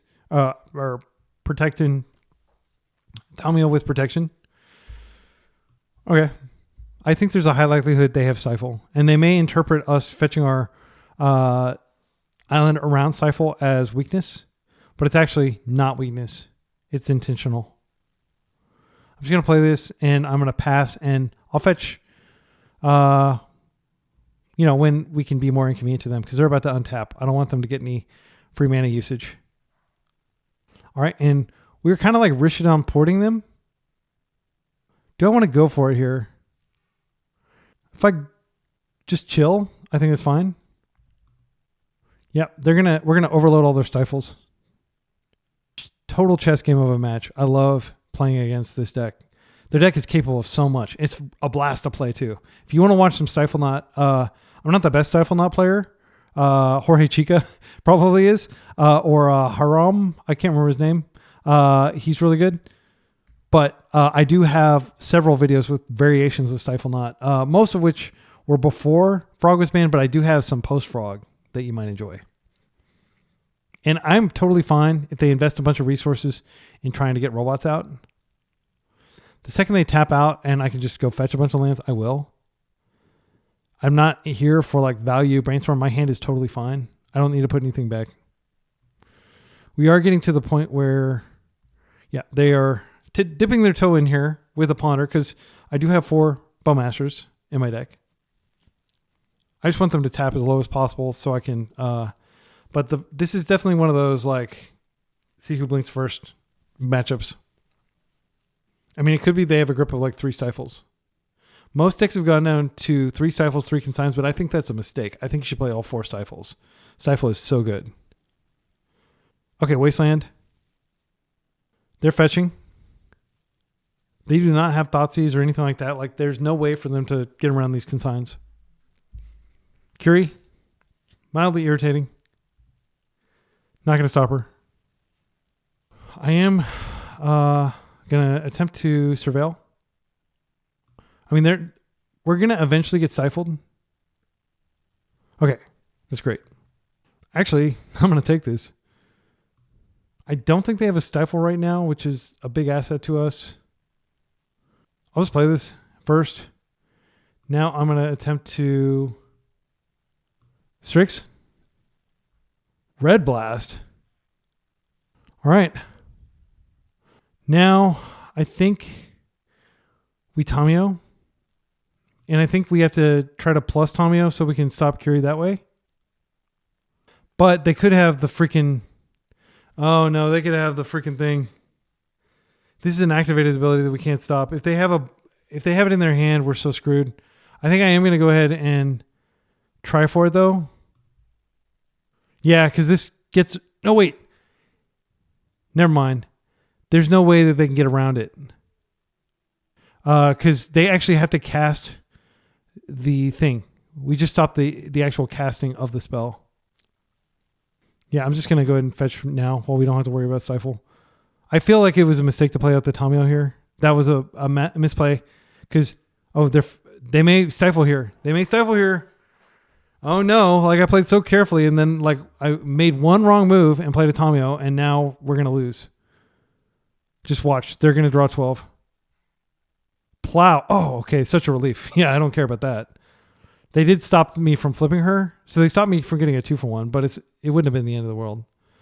The real thing is the game piece is Curie. We have to stop Curie. And it's okay if they draw a card, but it's not okay if they draw 12 cards. So let's see if they put the robot in play. If they're smart, they'll waste first. I just was sloppy and it's going to totally cost me. Yeah, they had double wasteland. Okay, well, I'm going to float a blue. Okay, and now they can't do it pre-combat. They would have to do it post-combat. If they decide to go for it anyway, that's a mistake. If they do go for it and they exile the thing, it still dies a conventional removal. It's still a 2-drop. So if they want to feed a Phyrexian Dreadnought to it right now, I don't think that's correct. So they stifled once, they wasted once. Dreadnought? What is this? Oh, they're Lorien revealed? Yeah, that's good. Draw 3 cards, sure. They are firmly in the driver's seat now, despite... And I think Force, a little too late. I definitely want to get another land here. I don't need this many consigns. I think 2 is plenty. Okay, Wasteland's not great. Wasteland can waste their Wasteland, which is good. Yeah, I'm going to put back a consign. And I guess I'll put back a Ponder. I'm going to go ahead and attempt to push here because I don't want them drawing even more cards. I can force if they force. Okay, and now I'm going to waste their Wasteland because I don't want to lose more lands. Is that true, or do I want to cut them off red? They may not have, they probably have a second red source. I'm going to waste their waste. All right. Yeah, so we're just going to chill, and hopefully they don't drop a bunch of robots on our head. I'm surprised we're still in this, but they've got 7 cards in hand. No plays? No way. They have a... I almost guarantee you they have... yeah, I'm going to see if I can find something that does something here. I should have tapped... I mean, Tamiyo does do stuff. It does require us tapping a little lower. Yeah, and if they find a Wasteland, we're back to where we were previously. I really should learn. Because they can waste, and then they can... then I won't have black up. Sure. 10 minutes on the clock to their 14. I do need to play more decisively. Because I think we probably lost this game. I mean, there's an argument for conceding, but at the same time, a lot of games feel hopeless, and then I turn the corner somehow. And that probably happens to a lot of people, but a lot of people concede before they turn the corner. Reed Duke never concedes. He's famous for just sitting there if he has even a 5% chance and playing it out. This is a 2-for-1. Oh. I think this is a force. I'm going to pitch one of my consigns. I got another one on top of my deck. If they blast, that's a blowout. Once this is in play, they can safely plow my Tamiyo. Brainstorming again. Trying to find the red blast. Wow. That is a victory. We take those. Ponder. Man, they are cantripping and drawing like crazy. They've wasted me 3 times. They stifled me once. And yet, I persist. I have 1 Underground Sea left in my deck. 2, actually. Prismatic Ending. I am going to attempt to... And if they blow me out here with a Hull Breacher, that's fine. They're not currently presenting Null Drifter plus Stifle. Okay, that's fine. We got a 2 for 1. Okay. I don't want another land. I'll just draw it, I guess. It doesn't matter. Okay, they're down to 4 cards. We were about to draw another land, but we don't have anything else going on. If they have... Okay, Ponder, great. I was worried that they were going to have Dreadnought. So what I'm going to do is I'm going to hang back and I'm going to hope that they just can't win through Consign. The reality is they probably can, but if we're literally just doing nothing but holding up Consign several consecutive turns, I think we're going to be okay. Because they can only have so many monsters. I think I do want to shuffle away the other Consign. I think it's too reactive because that's when like the Curies come out and start beating us down. I'm going to attempt to do it here. Yes? Okay. Now we're drawing Wild. Force. Not a great card here. I think the odds of it not getting dazed very low. If we let this through, I think we let it through, actually. This is the one time I want to let it through, but it's because I have Consign. They could just like unleash a dam. Or the levee has broken and here comes Null Drifter. Oh, I guess I'm just going to consign this once. I mean, technically they have Force up. I think I'm going to consign it and target it twice. In addition to the original one. We've got one more. Let's see what else they put out. If we counter this, those cards just rot in their hand. So maybe it was not corrected and not forced. They also did draw a card off of that. And I think they have a third one. So I think that's going to be it. What's even worse is if they have the Null Drifter and they're just saving it for last. But I'm not going to like risk this getting on the table. Oh, wow. That was all they had. All right. We're still not in a great position. We do have our lands about us and we could draw Bowmasters. All right. I think, I mean, it's quite possible they have a Force or a Plow or something, but I will instead Bowmasters to get the clock going. I'm going to let it hit me, and I'm going to hope that they do a cantrip. They get complacent. I mean, at the very worst, the floor for Bowmasters is killing this if it resolves. I'm going to take a hit. They could very well have Hardcast Force up. Come on, do something. Get impatient. That's fine. All right. Let's go ahead and do this. This doesn't necessarily ensure that they won't get clue activations. Yeah, they're going to plow it here. They're stifling it. Oh, interesting. Okay. Well, I still have a relevant game piece on the table. Wasteland's pretty bad here. I think we play it out so that at least we can force with Daze Protection. I'm almost certain we've lost this game. Maybe I should resign. I will after I draw my next card. But they're going to be pulling ahead very quickly. If I get a second Bowmasters, that's actually really strong. They're disincentivized from cracking this. Okay. They are beating us. They're racing us. But they're not racing us if I cut. I don't feel a lot of hope. I think I just cut this. 1 mana cut. I'm going to go to time in the next game, and I'm going to really regret having spent all this time here. This is the last card. They're still winning, but they're not able to capitalize on the clues. And I'm 1 Bowmasters away from potentially winning. Every clue they crack is a potential ping on one of their creatures. What they have to do is they have to just hit me repeatedly, but they do have 6 mana. They're 1 mana away from being able to hardcast Null Drifter, and that's pretty scary. So I think I probably do need to waste next turn to mitigate that risk. Kaito would be insane here. Thoughtseize, not the best when we're almost dead. I'll just cut them off one of the red sources. I'm going to attack, and we're just going to throw caution to the wind here. F6. Good game. Yeah, and thought seizing wouldn't have helped me there. I was dead on board, basically. I was literally dead on board. So, okay. You could definitely argue I should have scooped that earlier because we did fall pretty far behind, and I kept playing. But we were on the play this time. Consign did prove to be good. They may play around Consign. I think Daze could be played. I think Force comes out completely. Stifle. I'm so tempted to play Stifle and just, yeah. Yeah, I think we bring in the Stifle. We're going to be aggressive here. We don't really have the luxury of not being aggressive. We'll see how it shapes up, but it may make sense to aggressively fetch non-basics, welcoming their wastelands, because if we keep them low on resources, their deck does require more mana than ours. Like Curie is a multi-mana play. This we can't keep, unfortunately. I never keep hands that don't have a blue source. Come on, deck. Don't do this to me. All right, this is fine. It's serviceable. It's not exceptional.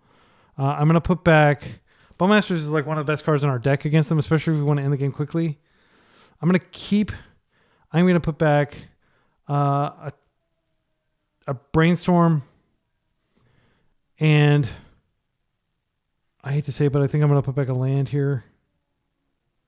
And now I can start by fetching a basic, and I am going to fetch a basic right now, so I can't F6 through the turn because I do want to stifle them. Island. I think it makes more sense to like wait.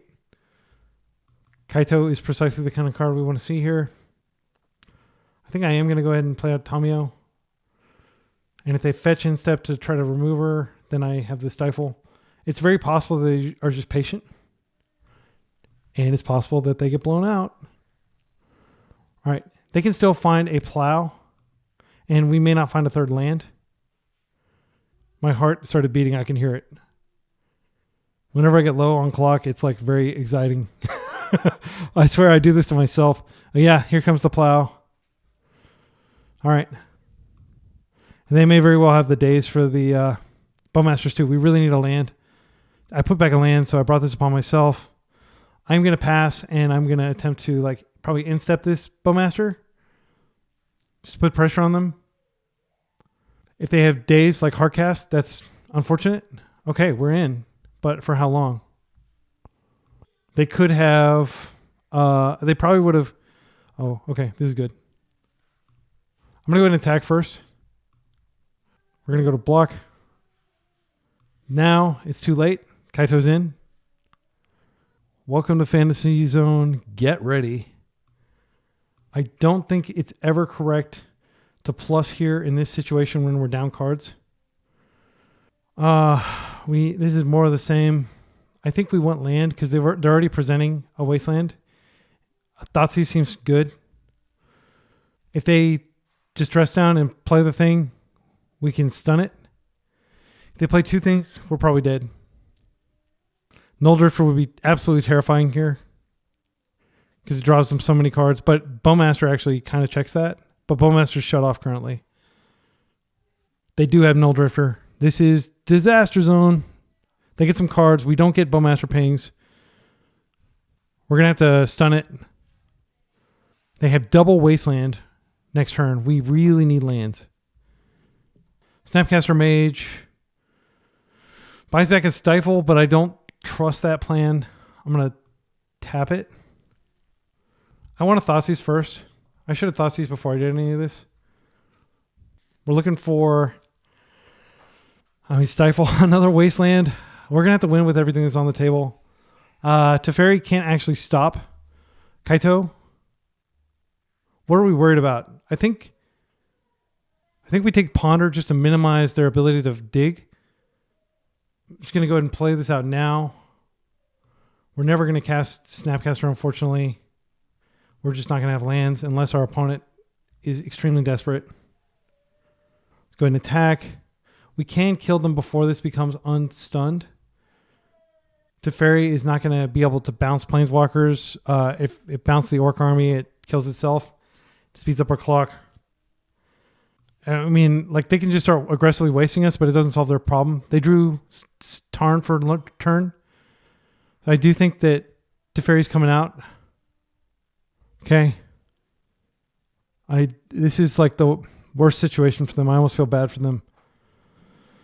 Yeah, I mean, that is going to kill Teferi here. It's going to grow.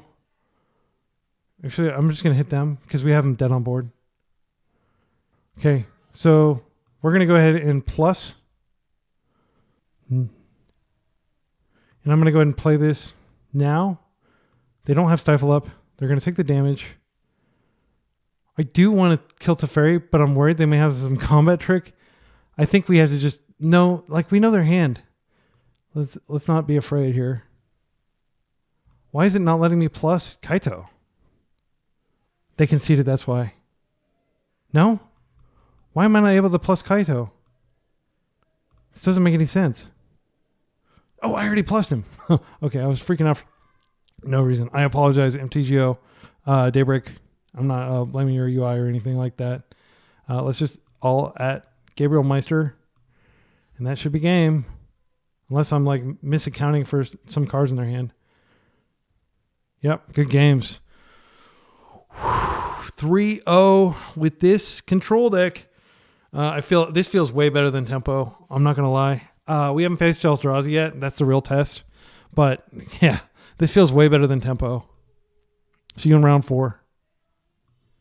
All right, friends, bad news. MTGO lost the log history. Like, I just can't access it here. Let me show you when I try to access it. So as far as I can tell, it just, let's see, I can access ones from a recent league, but I can't access the ones from this league that I just played where I was 3-0 going into round 4, but I will verbally recount it. So I played a pretty intense game against Storm, but ultimately lost and my streak was broken. But then I won the final game, which I can't even remember what matchup it was. Maybe it was like Blue-Black Reanimator or something like that. But what I'm going to do as a consolation prize, because we weren't able to view those matches, is I'm going to play another league with basically the same deck. I've made a few minor changes to the list. So we're now playing double Spell Pierce, double Thoughtseize main. I think that this is pretty good. There's a lot of combo in the meta. We can just take out these Thoughtseize and replace them with other relevant cards. In, for example, if we go up against Delver, we're definitely going to want to take out the Thoughtseizes. And I've got a couple extra Thoughtseizes in the side because I've decided to go Dazeless. And so in going Dazeless, we do have our Snapcasters, and they are more potent because they're flashing back cards like Spell Pierce and Thoughtseize. But we do have a little less insulation against pure combo decks that are trying to go off really quickly, or that are just trying to overwhelm you with questions that you have to answer. And I'm thinking specifically of Sneak and Show as a list that I feel like we're slightly more vulnerable to. However, we are playing a pretty good mix of interaction here. So we've got the 2 Thoughtseizes, we've got the 4 Forces, of course, the 2 Pierces, and we have 2 now Spellbombs in main deck. I did decide to add an additional graveyard card. So we've got the Surgical we had before, but I've also added the Grafdigger's Cage. Yes, it's not synergistic with Snapcaster, but I think in matchups where Grafdigger's Cage comes out, maybe we could just take out one of the Snapcasters and we'll be okay. Other than that, the name of the game is still get Tommy on the table, get Strix on the table, get Bowmasters on the table, and use them to get Kaito on the table, and then win the game through Kaito. This is Murktideless. The other change I made, I did go down a Wasteland. I just don't think that it's a big part of our plan. You always want to have like 3 Wastelands in your deck, in my humble opinion, just because you do need to be able to deal with certain cards like Cavern of Souls, like Urza's Saga. But we're not going to be trying to go after our opponent's mana.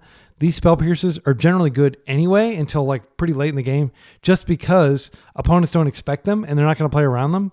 And as a result, like you are usually going to get some value off of them, and you can even snap them back to get additional value. One of the great things about Spell Pierce over Daze is it is easier to snap back, and it's much more impactful when you do snap it back than a Daze. You'd have to pay 2 mana for a Daze. And so we're really wanting to like stay on 3 mana, but in taking out one of the Wastelands, I was able to add a 9th fetch land. So we just have one more path to our basic swamp, which is important because we've got Harbinger in the side. So again, I got a 4-1 the first time, and I'm going to see what we can do. We're going to run it back with a very similar list. See you in round 1. Round 1, we're up against Harvey Dent, Two-Face himself, and we are likely going to be up against Reanimator. Opponent said, "Hi, good luck, have fun." They actually typed all that out, which is very chill of them. So I'll do my shorter version, and let's dive in. We're on the play, so that's helpful. I mean, this seems like a really solid hand. Nothing to complain about with his hand. We can potentially surveil. The only problem is we don't have any counterplay if they just come out of the gates swinging with Entomb. But I'm going to keep this. If we draw Spell Pierce, if we draw Thoughtseize, if we draw a Force, or if any of those are in our top, like, that's pretty good. There's the risk that they Thoughtseize, Reanimate, Baleful Strix. Pretty minor inconvenience, really. They're pulling to 5. They may be on like some crazy combo deck. I'm kind of scared now. I mean, obviously, blue-black Reanimator is a combo deck. It's not a tempo deck. A lot of people will say that it's a tempo deck, but I genuinely feel that it is a combo deck that is due to the fact that it only needs to play 2 threats really in the deck that they can entomb for. They can get away with playing a lot more interaction than most combo decks would. Okay, here we go. This is expected. I'm going to surveil here. They kept. All right, I'm going to go ahead and grab the Undercity Sewers. I don't need another Brainstorm. We got plenty of those. Feels bad to throw that in the bin, but I think that is correct here. Drew a Force.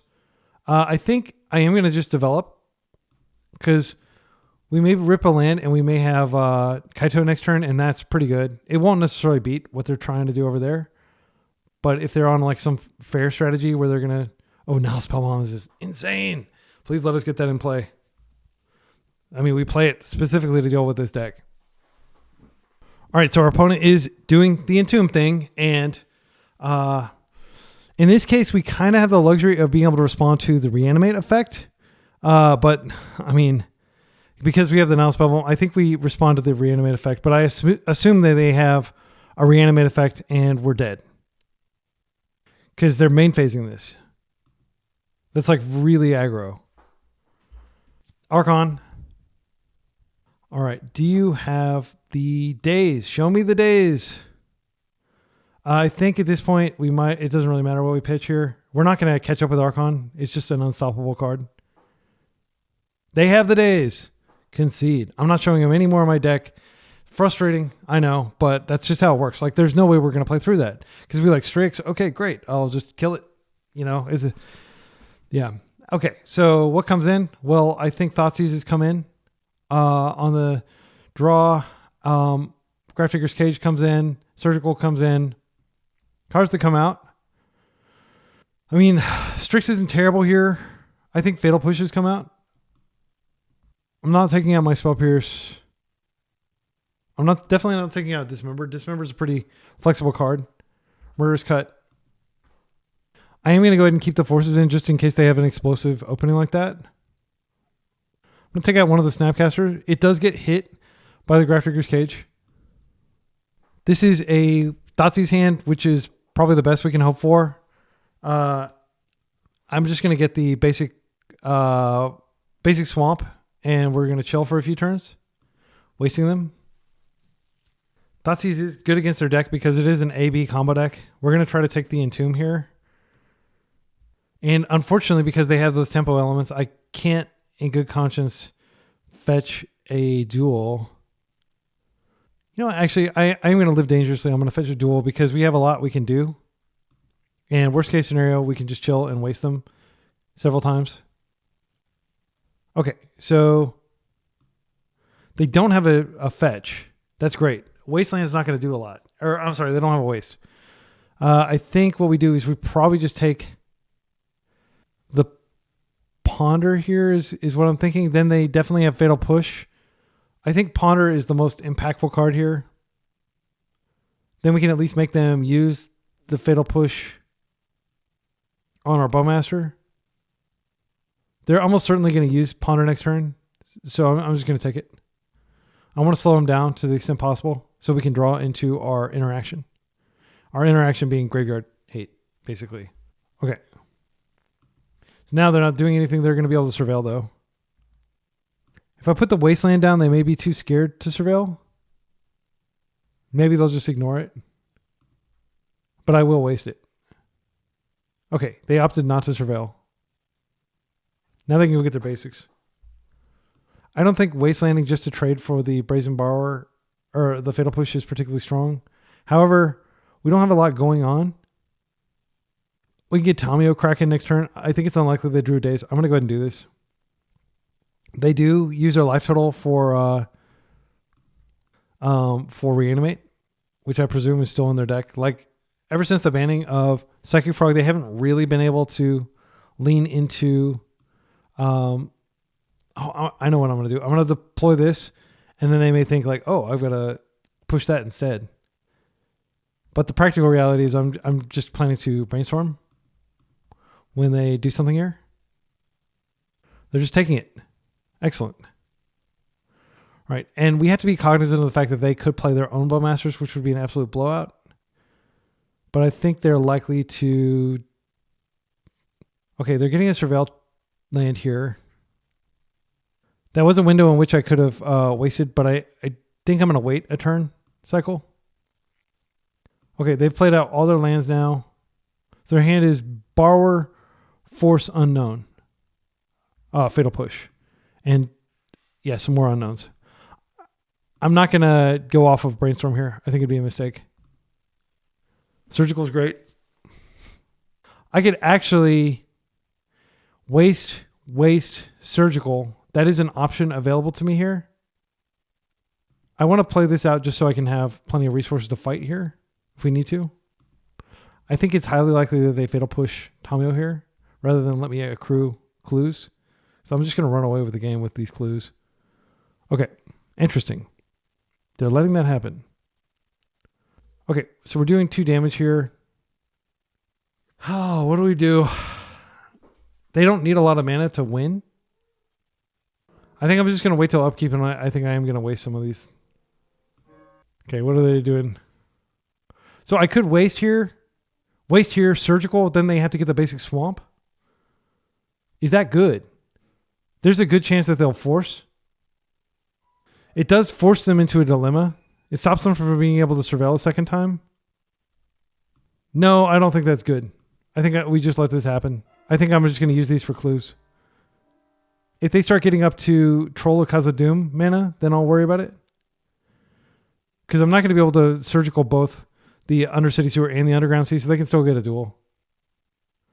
I think I am going to go ahead and start wasting, though. Fatal Push. That's fine. I'm just going to take this off the table. I think that's fine. Okay, they're down to 1 land. They've used most of the spells we know about. They just have a Force in hand. They did have another land. It is totally possible that they do have a... Yeah, I think I'm going to go ahead and do this. I want to crack this clue and maintain forward momentum, even if it gives them a window to potentially push my Tamiyo. Okay, great. I'm just going to attack, create a clue. We're going to pass with Bowmasters up. And I am going to aggressively try to Bowmaster their plays. They've got tons of mana. So waste was probably a mistake. I'm just going to attempt to crack this clue. They can't win in step, even though they can entomb something. It's fine. They may be able to push this. Or they may be able to find a Bowmasters of their own, which is actually good because I want to get that out of the way. I want to have a good target for my Bowmasters when I cast them. Hoping to draw into land. If I draw more Wastelands, I'm not going to use them. Draw trigger. Okay, perfect. That's exactly what we wanted. Okay. I do think we hold out. I don't really want to use Undercity Sewers here if we can avoid it. Just hold up lots of interaction. Let's go ahead and attack. I don't think it's correct to flip here because they're most likely playing Bowmasters. We can just chill with lots of interaction up. If they do cast another cantrip, I will Bowmasters it. Lotus Petal. Okay, that's great because that represents like a kind of a dead card at this point. Reanimate on Bowmasters. They're targeting my Bowmaster. I think that's fine, and then I'll just plan to Bowmaster it back. They're paying 2 life to do this. All right, let's go ahead and go for this. It's possible that this elicits a force. I can always just bounce this back to hand, actually. I think that's actually the correct thing to do rather than kill it, is bounce it. I've got double bounce. I should have bounced instead. Just going to ping the army. That is probably making like, what? Yeah. Yeah, that was a questionable play, right? Okay, so let's go ahead and do our other questionable thing and attempt to bounce here. This should elicit a force. It didn't. That's crazy to me. Absolutely bonkers that they didn't force. They have a force in their hand unless they just don't have any blue cards to pair with it. That is going to be so swingy. Okay, they're fetching. Playing out their borrower. I think this is fine. Then I can just poke the borrower before block. Yeah, I'm going to try to do that. I don't want to lose my Teferi here. I can get this off the table. I mean, the safer thing to do is actually just a Brainstorm here, now that I've created the clue. Because Daze is a blowout. I'm going to attempt this. Gosh, it's such a blowout if they force now. Wow. Holy cow. They just don't have the force. So crazy. Yeah, that was, like, frankly, that was kind of a sloppy play. They shouldn't let me get away with that. Yeah, I shouldn't have done that. That was a freaking bad play, even though I was unpunished. I should have absolutely just Brainstormed there because I knew that they weren't going to have the Bowmaster there. Careful study. Yeah. We're tapped out. I mean, they're going to dead basically here, but yeah, okay, cool. So yeah, we learned a little more about their deck. They're playing Lotus Petal. They're playing Careful Study. This is not a standard build. I feel very vindicated in taking out the Fatal Pushes. We didn't see anything worth pushing. Careful Study and Lotus Petal tell me this may be a little more glass cannon-y, and maybe we do want to bring in the Force Negations.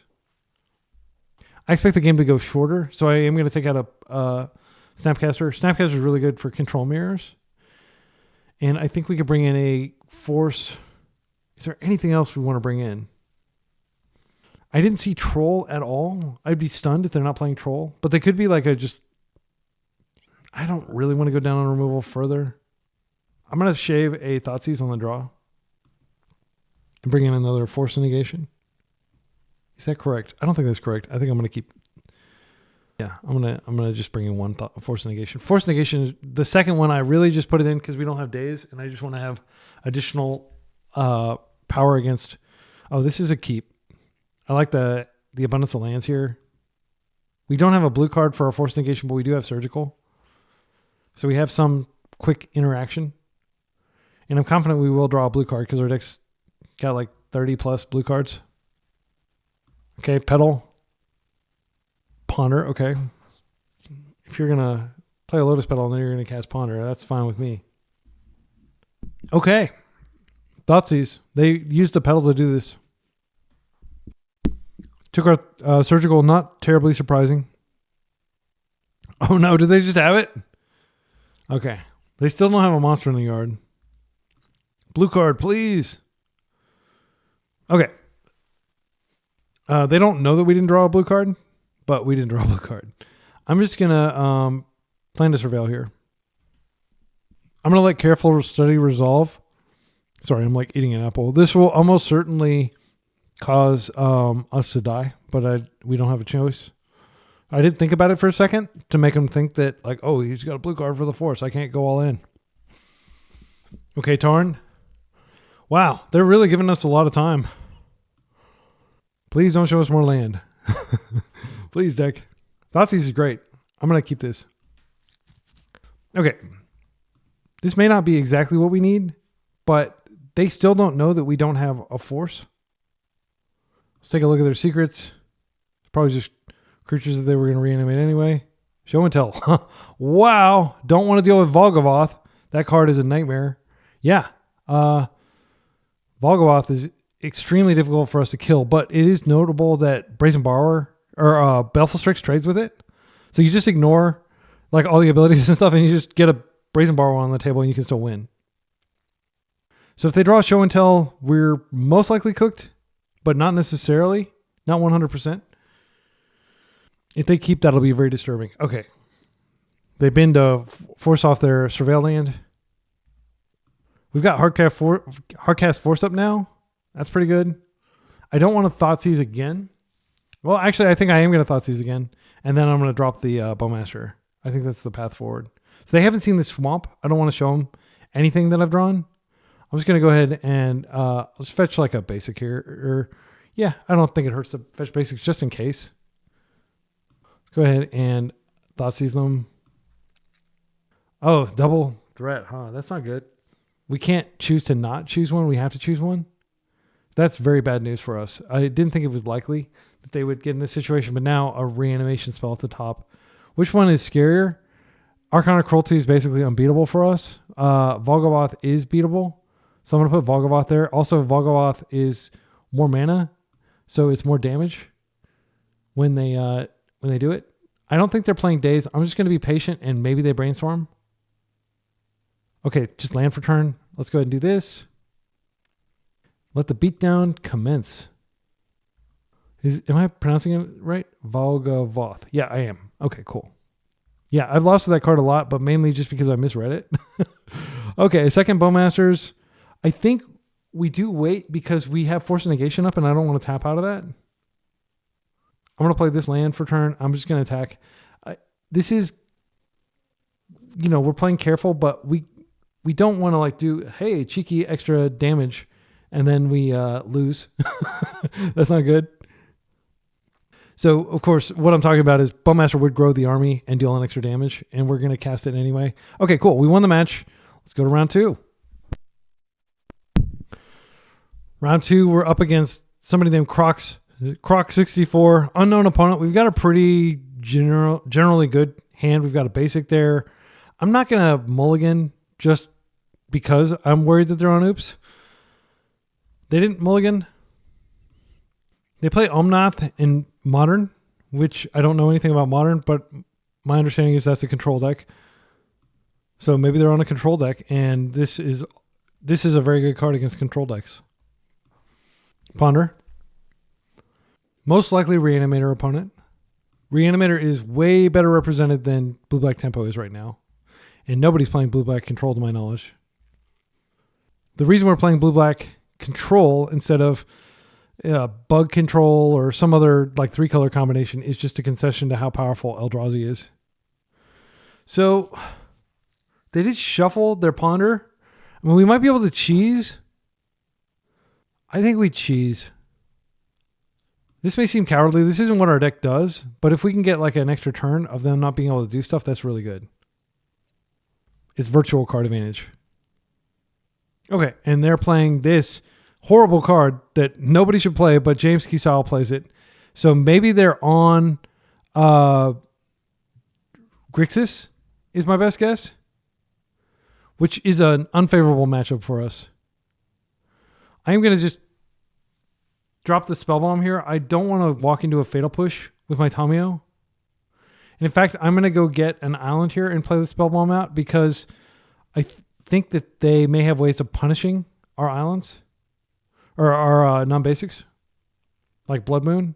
I don't think they have it main deck, but what I want to be able to do next turn is play Tamio out and Protector.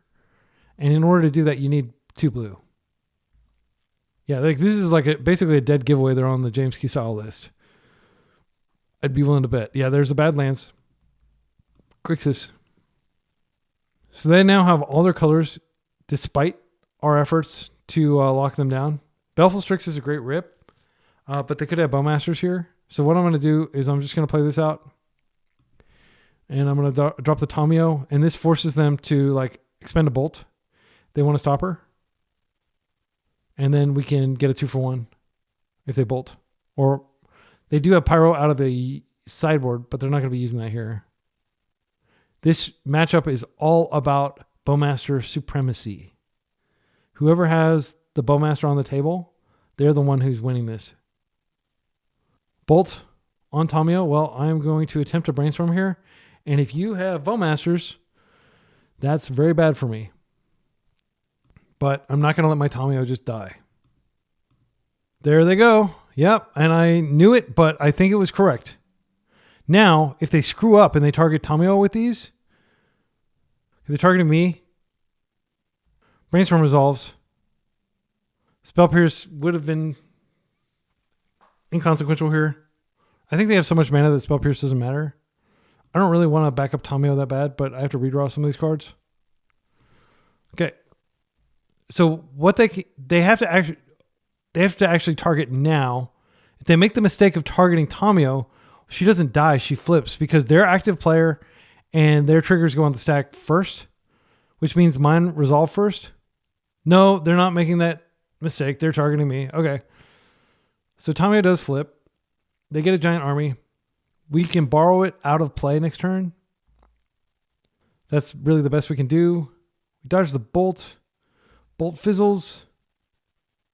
They can't attack our Tamio, so Tamio is going to be out of bolting range soon. However, I'm genuinely afraid that this borrower doesn't resolve here.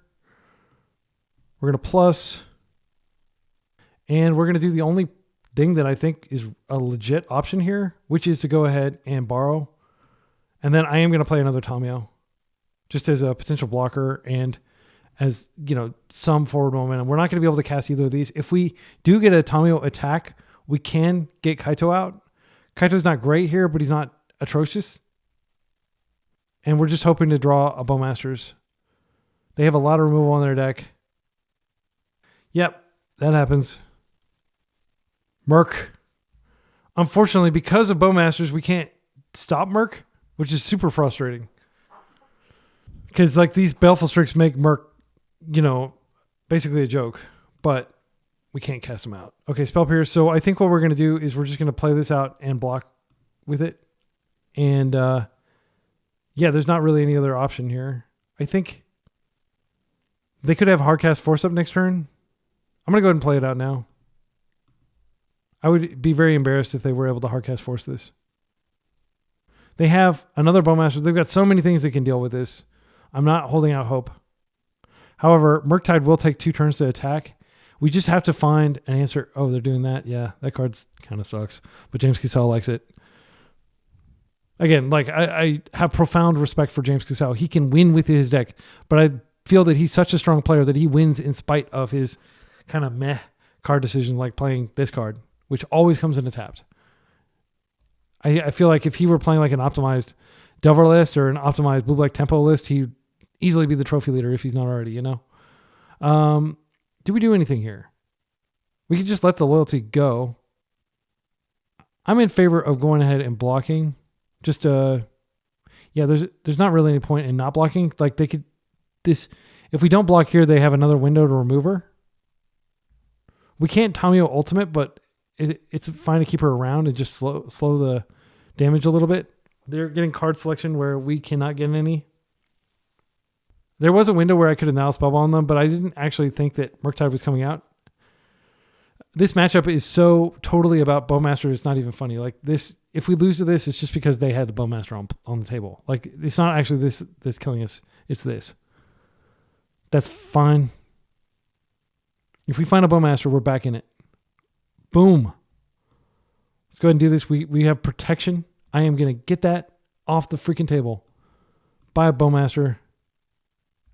We have Bowmaster Supremacy. They're down to 1 card. I think we do go ahead and play out Tamio.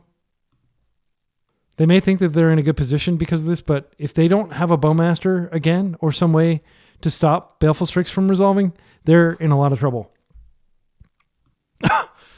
Damn it. All right. Yeah, they had it. That was their last card. Okay, well, that sucks. And now we're probably dead. Okay, and now they can cantrip and they can go find another one. Let's see. Does this matchup get better for us post-board? I'm trying to think. I mean, we had the Hydroblast, but they bring in Pyroblast, which is even worse for us. Okay, so we're just going to take this. I mean, we can Kaito and stun. It's not the worst. I think that's literally our only game plan here is to Kaito stun and hope they don't have anything. Okay, so she's attacking. She creates the clue. We go to blocks. So Kaito is going to have to stun here, and then this has to trade with this, or else they can kill Kaito. It's pretty ugly. But I'm making the play that is available to us. I don't think this is much of a decision. Like we're either totally dead or we have like some, 10% chance basically.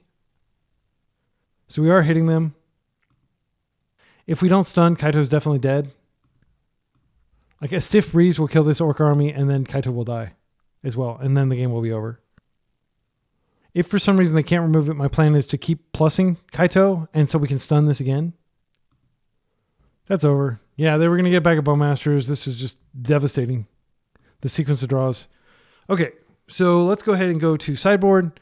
I think Thoughtseize is pretty good against them. Force is bad. I'm going to take out the forces. I'm going to bring in the Thoughtseize. And if that seems counterintuitive, like... Oh, we're going to bring in the Hydroblast as well. This game is all about stopping Bowmaster. If we can stop Bowmaster, we can run away with the game. They likely have 3 or 4 Baleful Strix of their own. Snapcaster is great in this matchup. Spell Pierce is fine. I'm going to take out all the Nile Spell Bombs. I don't think that's what the game is about here. Maybe I keep one Nile Spell Bomb in.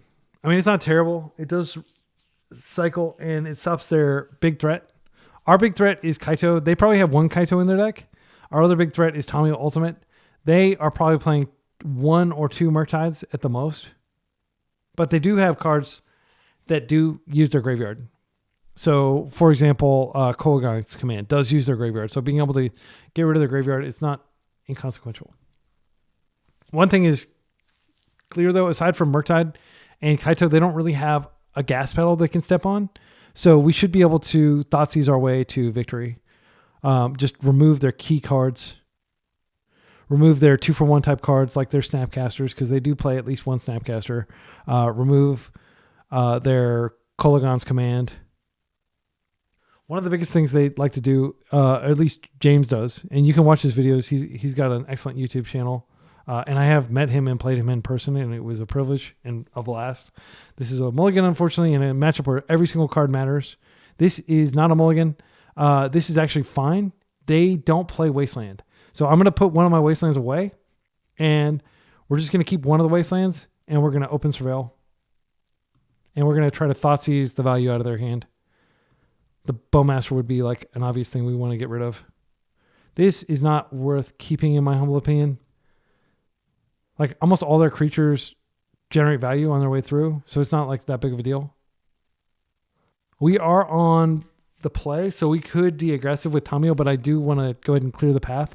Unless I draw an island, I don't feel comfortable deploying her because I want to be able to protect her. In fact, we don't have a Brainstorm to protect her yet either.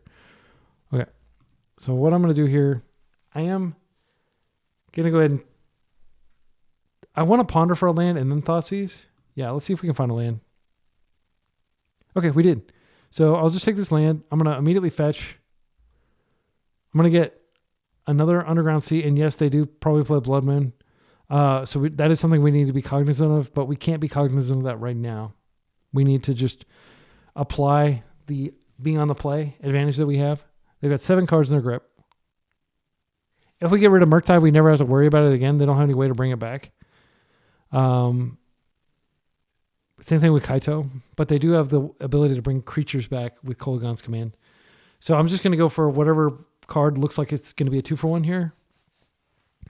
I mean, we could hit their Brainstorm. I'm not terribly worried. Like I don't use my graveyard at all, so I'm actually welcoming them spending mana on that. I think I'm just going to take a Brainstorm. This is a pretty sad Thoughtseize. If I take the Murktide, we just don't have to deal with it. I actually don't have very many ways of dealing. No, it's not true. I've got all the Baleful Strix in. Yeah, I'm just going to take a Brainstorm here. That does get them closer to Murktide. And if I die to Murktide, I'll be pretty sad because I'll have brought that upon myself. But like this point in the game, I think going after Murktide is folly. Okay, they're surveilling. Spellbomb, by all means. Use your turn doing that. Yeah, that's fine. We do have our Snapcasters in. They are drawing a card. They're getting a little closer to marking. That was their only... Let's see. They haven't used their Polluted Delta. I accidentally clicked off that, but it's still in their hand. So their hand is Cling to Dust, Murktide, and a Polluted Delta, and 2 unknowns. Okay, I'm going to start wasting them. Yeah, I'm going to do it. Then I'm just going to plan to Bowmaster them. And I realize that we're telegraphing pretty hard that we have Bowmaster. Maybe I just play Tamiyo. Yeah, because I want to hold the Bowmaster for their Bowmaster. It's just too backbreaking if they have Bowmaster supremacy. They need 2 sources of blue mana. If they fetch Basic Island, then they're in a pretty good position here, because then they'll be able to bring down Murktide, but they may not have that luxury because they're playing a 3-color deck. Hydroblast is good. Let's go ahead and swing in. I don't feel like we have the luxury of keeping this Wasteland in hand. I'm going to play it out. And now they know what they need to do here. They can Murk this turn if they want. It'll be a baby Murk, but it is a Murk. Okay, they're opting not to Murk. They may wait to see if I crack this clue, but I am going to do it. I'm going to try to bait their force, or their, if they want a Bowmaster here. Okay, they're fetching now. Okay, I'm just going to blast this. I don't want to lose my Tamiyo. She's already on the table generating value for me. Yes, I have a backup one, but... Okay, they're fetching again. Okay, so first of all, we are going to get a land here. We're going to cut them off blue and get Murktide further away for them. They have a Hydroblast, that's fine. Or a Pyroblast, rather. Yeah, I'd rather them do that. It's fine. So with the clue activated, it's a 2-for-1, and we've kind of undone the mulligan. All right, I'm going to go ahead and waste their land here. I don't think that's much of a discussion. I think it's like an obvious play because we need to keep them from murking.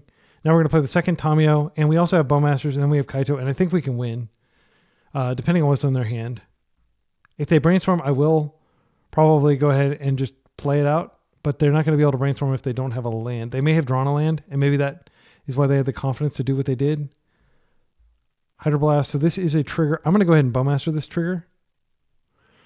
I'm going to get the basic island here.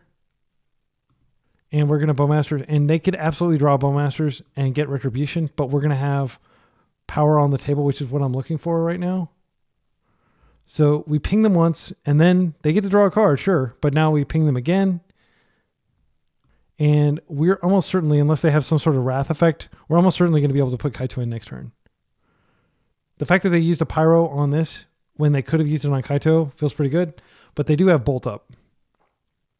Pierce is a good rip normally. Let's see what they do here. If they try to do anything before we get in. They could absolutely Bowmaster here, and that would be a blowout. Okay. We'll bring Tamiyo back to hand. They're fetching. They got an island now. Brainstorming. What is this? Nimble Obstructionist. Another James Kisao special. Like, this card is pretty terrible. I mean, it's a 2-1 flyer that dies and stuff. All this does is just put Kaito back in our hand. They're still taking a bunch of damage. It's not that big a deal. They do get a card for it, but we get to ping them. So they're taking more damage now. Yeah, I don't think that that's a legacy playable card, but it's his pet card. And it is good against, like, Doomsday. Like, it's very surprising. But, like, our opponent... That tells me our opponent literally lifted James's list 100%. So we can be pretty confident that he's playing James's exact 75. If this is a Bowmaster, I'll be very sad. Murk. All right. So they did have the mana for Murk. They have to get rid of one of our creatures here. They had both. Wow. We're just getting completely blown out here. Yeah. Okay, so we can't attack. We've got a wall. We can attack with Tamiyo in like a turn cycle. Okay, Brainstorm is a dead draw, basically. I think I just play out the Tamiyo, and we're still going to go for Kaito, but we're going to have to basically like wait until they attack us before we can do anything. Spell Pierce is held up. If they don't have land and they're going with like Kolgon's command or something like that, we can hit that potentially. They still haven't used their Brainstorm. So that is gas in their tank right there. Okay, they are attacking, which is bold. I'm just going to take it. Because I do want to be able to Kaito next turn. Yeah, we'll see what they do here. They may have some like combat trick. I'm going to play the land just so I can keep Spell Pierce up alongside Kaito. We're going to attack with both. They're low in life. It's not a force block, but we're getting there. We get a clue. And I actually kind of screwed up because now I'm going to put Kaito in, but I can't deal enough damage here to kill them. And they are going to be able to attack Kaito with Murktide. That is delicious. Bye-bye, Sync. So I'm going to leave them so low that if they attack... Yeah. Oh, we have to wait till the... They know what we're doing. We didn't give away anything. That was a mistake. Because now we can stun this and they can only attack for 1. Unless they have like another Bowmaster in hand or something like that. So let's go ahead and stun this here. And this is at 1, so it is very fragile. And then we just have to pass. Bowmaster has been so powerful here. If they have another Bowmaster or a Bolt or any number of things, that's very bad for us. Best draw for our deck is definitely a Bowmaster. Yeah, a second one. Yeah, okay. Good games. Yeah, they just they had Bowmaster Supremacy. I think we proactively played out our Bowmaster, which was a good like tempo play, but it's going to cost us. Like the reason we had this big Orc army on the table is because we were able to Bowmaster them and kind of capitalize on a little bit of tempo. Yeah, that's yet another card that we have to deal with. Bowmaster is still good if we can find it. If we can Bowmaster into Bowmaster, we need 2 back-to-back Bowmasters. We've got 2 more turns basically till this Murktide kills us. That's not a good draw. I'm going to play this out and we're just going to chill for a turn. I don't think it's right to attack in because we can at least block. Trading for that Strix is not that important. I think we're dead though. So I'll say that the deck they're playing is much better against mid-range type strategies like ours. Our deck is probably a little bit better against combo and a lot better against Eldrazi because we can play off 2 colors. I imagine their deck folds pretty hard to Eldrazi, but it's possible that like some sideboard cards can come in, but they don't have any mana acceleration. They don't have Daze or anything like that. They don't have any Wasteland to go after Eldrazi. So I imagine Eldrazi has supremacy in this matchup. Okay, they're going to ponder for more value. They do have the Cling to Dust that they can flashback to draw another card. They've got a lot going on. And also when they flashback Cling to Dust, they can exile a bunch of instants and sorceries from their graveyard. So they should probably just attack with Strix here. They didn't attack with anything. Interesting. All right. I don't think there's a path forward. I'm going to concede. Yeah, it's frustrating, but I feel like we knew their hand and we knew that Bowmasters was going to be disruptive. And yeah, I don't regret the way I played, but them having, double Bowmasters, I mean, of course they were going to have stuff. This Murktide wasn't consequential, frankly. It was in the sense that we had to basically minus the Kaito, but like this game was really very much about Orcish Bowmasters. And I just want to say that for people that are playing, they're like, why didn't you just take the Murktide? You lost to the Murktide. The Murktide is not what killed us here. It is Bowmasters locking out our exceptional interaction. We had, Baleful Strix, which would have profitably traded with the Murktide. And but Baleful Strix, of course, dies to Bowmasters. And you might be like, why don't you clue? Why don't you just brainstorm to see if you can find something? We're not going to find anything, frankly. We're dead, unfortunately. So yeah, let's go ahead and go to the next round. Round 3, we're on the play against an unknown opponent, likely combo player, based on their history. I don't think this is like a particularly strong hand. I'm going to mulligan this. When I say like based on their history, they're mulliganing. I mean, being on the play, Fatal Push almost certainly does nothing in this matchup if they're on a combo deck. We could just ponder and see if we find a force. I think I'm going to keep this, and maybe they're not on combo. I'm going to put this back. If we ponder into a force, okay, they kept 6 as well. I do think it's correct to ponder into force, into a potential force here. I'm going to grab an island just on the off chance that they are a Wasteland deck. We're looking for force. I don't think these cards are particularly useful. This is a second. I think I'm going to shuffle this. It was like more of the same. Yeah, Fatal Push is not a good rip if they're on combo. Their one record was Epic Gamble, and Epic Gamble is better now than it's been in a long time. Okay, so Eldrazi. 8 that heralds the end. So I'm glad I got a basic, because there is a chance that we won't get this song in Mycospawned. I'm going to start wasting them, and we're just going to pass. They're going to get some damage in. These Strixes are insane against Eldrazi if we can find a land to deploy them. They don't have a land. They're just going to combat first. Okay, that's fine. They did mold the 6, so it's possible they don't have a land. No, they have a land. They have the best land. All right. So that's going to definitely need to get wasted as well. I think we go ahead and do it and just take 2. This card is just too powerful. Too many busted spells can come out of that. Cavern's not a big deal. All right, they're just attacking for 2 again. And now we can go ahead and deploy the Strix and hopefully draw into more land. That's the name of the game right now. Drawing into Wasteland number 3 is a possibility. I am going to get our basics. Just because they can exile your basics doesn't mean you shouldn't fetch them. They only have 4 Sowing Mycospawns in their deck. They don't have very much card selection. They're not necessarily going to see them. Okay. So our opponent is... If they attack, I'll absolutely take the trade. Okay, they're not attacking. Wastegate. They're able to exile it. That's unfortunate. They could have done that before combat, so they would have been able to do it. But that's not a 1-for-1 because it's a cast trigger, so it's like an ETB basically. All right. I think. Are we to the point where we want to start killing these? I think this is a liability. Let's see. They have 1, 2. I am going to go ahead and do this. Draw a card first. See what we draw. I'm just going to go ahead and push it now. We have Dismember for the slightly bigger cards. If they attack, I'll just take the trade.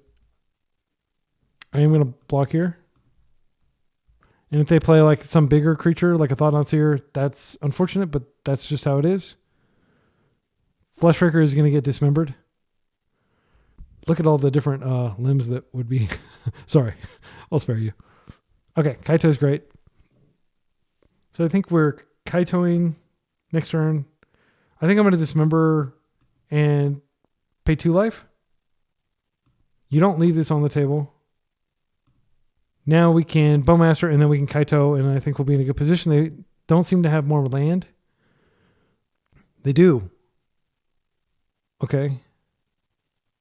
This is the Thought-Knot. I think we have to go ahead and Bowmaster in response. They take Kaito, and that's unfortunate.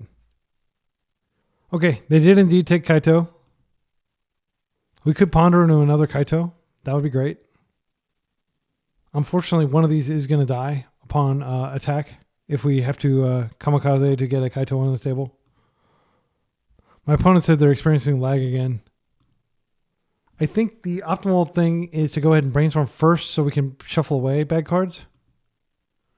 Yeah, I'm going to shuffle these away for sure. Those are pretty bad, considering the Cavern on our opponent's side of the table.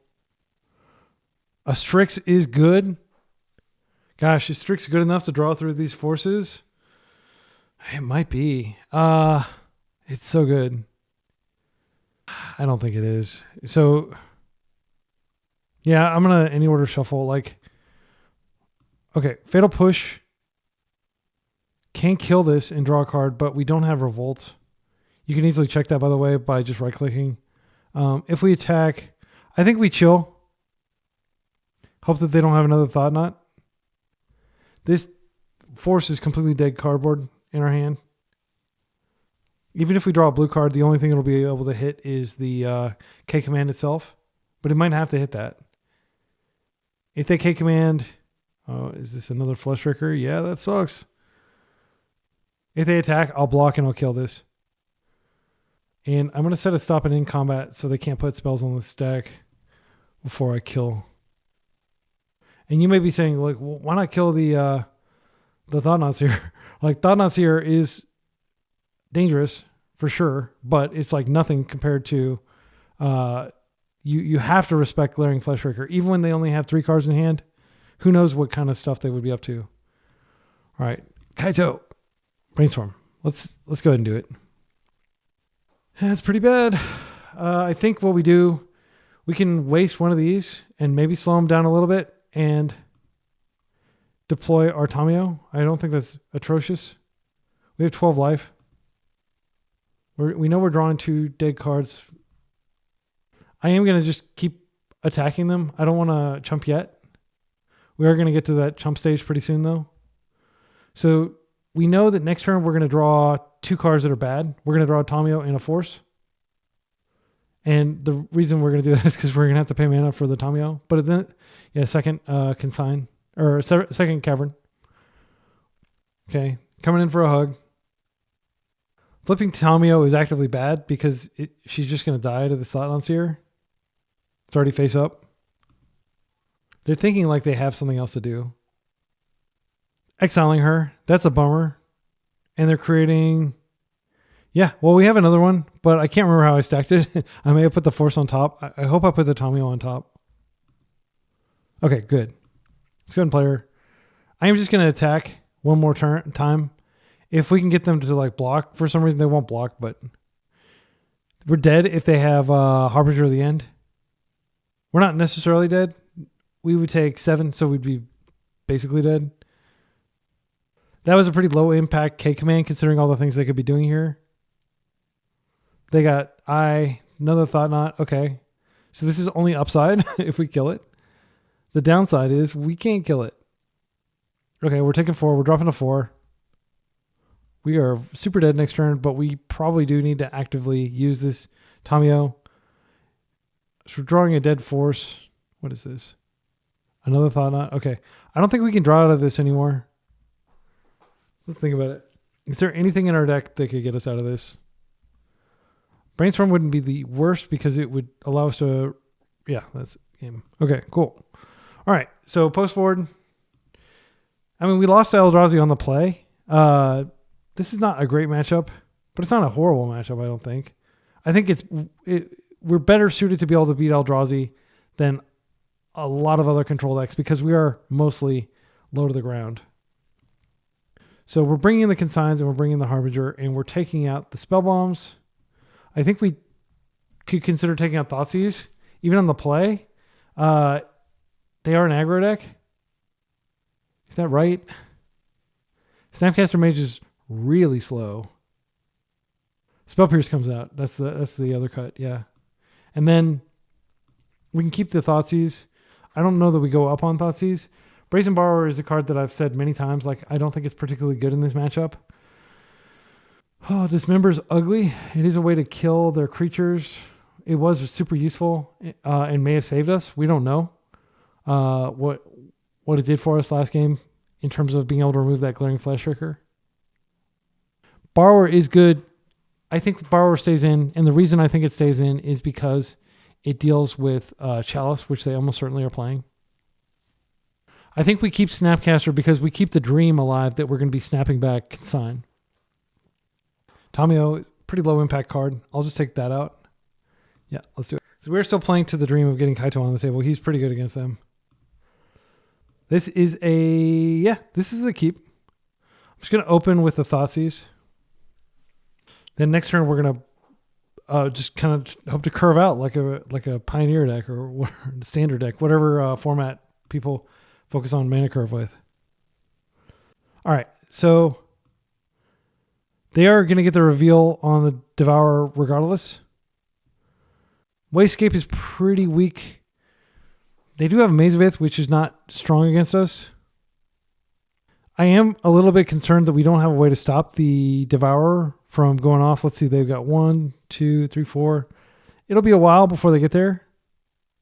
Especially because 2 of these don't actually produce mana yet. I mean, they may be able to later.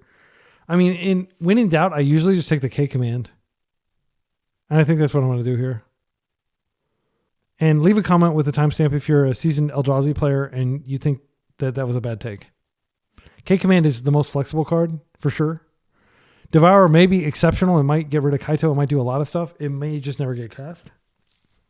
They are probably looking for mana, though, I would presume. Okay, so the cards are exiled. Yeah, they're looking for mana. They exiled really good cards. Blast Zone. All right. I'm going to play this island out just to deter them from, if they have like some crazy thing that they can do next turn, I don't want them to be able to get rid of both of my black sources. There is an argument that maybe we should have left K command in, that maybe they would do it early and we'd be able to get an extra Bowmaster ping. I don't think that's going to be that consequential, though. The fact that they led on Blast Zone tells me they're afraid that we might have Wasteland. Okay, Maze is fine. You can't Maze two things. All right, and Kaito's going to get in. This is going to be so sweet. There's no point at which this can be interacted with by Wastegate. So we are going to get at least a couple attacks with Kaito, I think. Force is a good rip for sure. Let's go ahead and go in. That is fine. I think we do bring the Bowmaster back to hand instead of the token. The token may be of consequence later. We can technically bring the token back and just deal on extra damage. I think that's probably fine. They're going to take it. I think surveilling is fine here. Let's think about it. If we plus, we can do more damage. I think we go aggro. It also makes it harder for them to kill it. Yeah. Call me crazy for doing it this way, but like I do want to just turn the screws. They're going to get hit for a lot next turn. They're not going to be able to maze this. Ancient Tomb starts to cost them a lot of life. Next turn we can put another Bowmaster in and just get a little more attacking power on the table. Okay. Strix is a great rip. I think I'm going to start by attacking.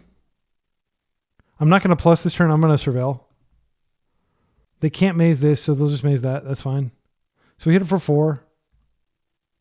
I am very much looking for Wasteland. Thoughtseize is pretty good. I think we take that. We can actually Strix and Thoughtseize here. Let's draw our land. Let's play it out. I'm getting the spinner again. So MTGO didn't like completely finish it, the problem, but this is like pretty good. Like I've gotten it like once in like I think 4 matches that I played today. Okay. I'm going to go ahead and start by just wasting here. Or start by Thoughtseizing here. We've got plenty of life to work with. Wastegate can get rid of our Baleful Strix. So that's something we might want to get. Okay. Sire of 7 Deaths. Let's take a look at their mana. So they have Eye. So Eye doesn't give them a ton of mana. So right now they really only have 3 mana. So they could go up to 4, or they could go, if they draw that card off the top, that'd be really good. Sire of the 7 Deaths doesn't actually stop us from winning. We can stun it and just pay 7 life. I think the card that I'm going to go after is Wastegate, because that's the card they can actually cast here. And yeah, we're in danger if they do something else. Also, Sire can just be forced. It's not uncounterable. That's not one of his many abilities. So if they tap their tomb, they're going to 9. I can always just plus and then hit for 5, 6, 7, -1. And then, so they're definitely on a 2-turn clock here. Okay, they ripped a Temple. That wasn't in their hand before. So 1, 2, 3, 4, 5, 6, 7. So they can devour our next turn. So definitely looking for a Wasteland here. I am going to go ahead and fetch Surveil. I'm not worried about like getting my basics anymore. We're just looking to find a Wasteland. So we can hit their Eldrazi Temple probably. That can go in the yard. Okay, land's not a great rip. We could just go ahead and Brainstorm here to see what we find. Then we can Surveil away cards we don't want. I think that's fine. I'm going to do that. Actually, I probably should have attacked and done this post-combat. We're looking specifically for a Consign trigger, which would be amazing. Okay, we found Consign. I think that's probably game. So I can just Consign the Devourer and the trigger. I'm going to put these 2 cards back. I'm going to go ahead and shuffle. We're going to grab, I guess, another Underground Sea. Now I'm going to attack, and I am going to go ahead and do the Surveil again. Drop to 6.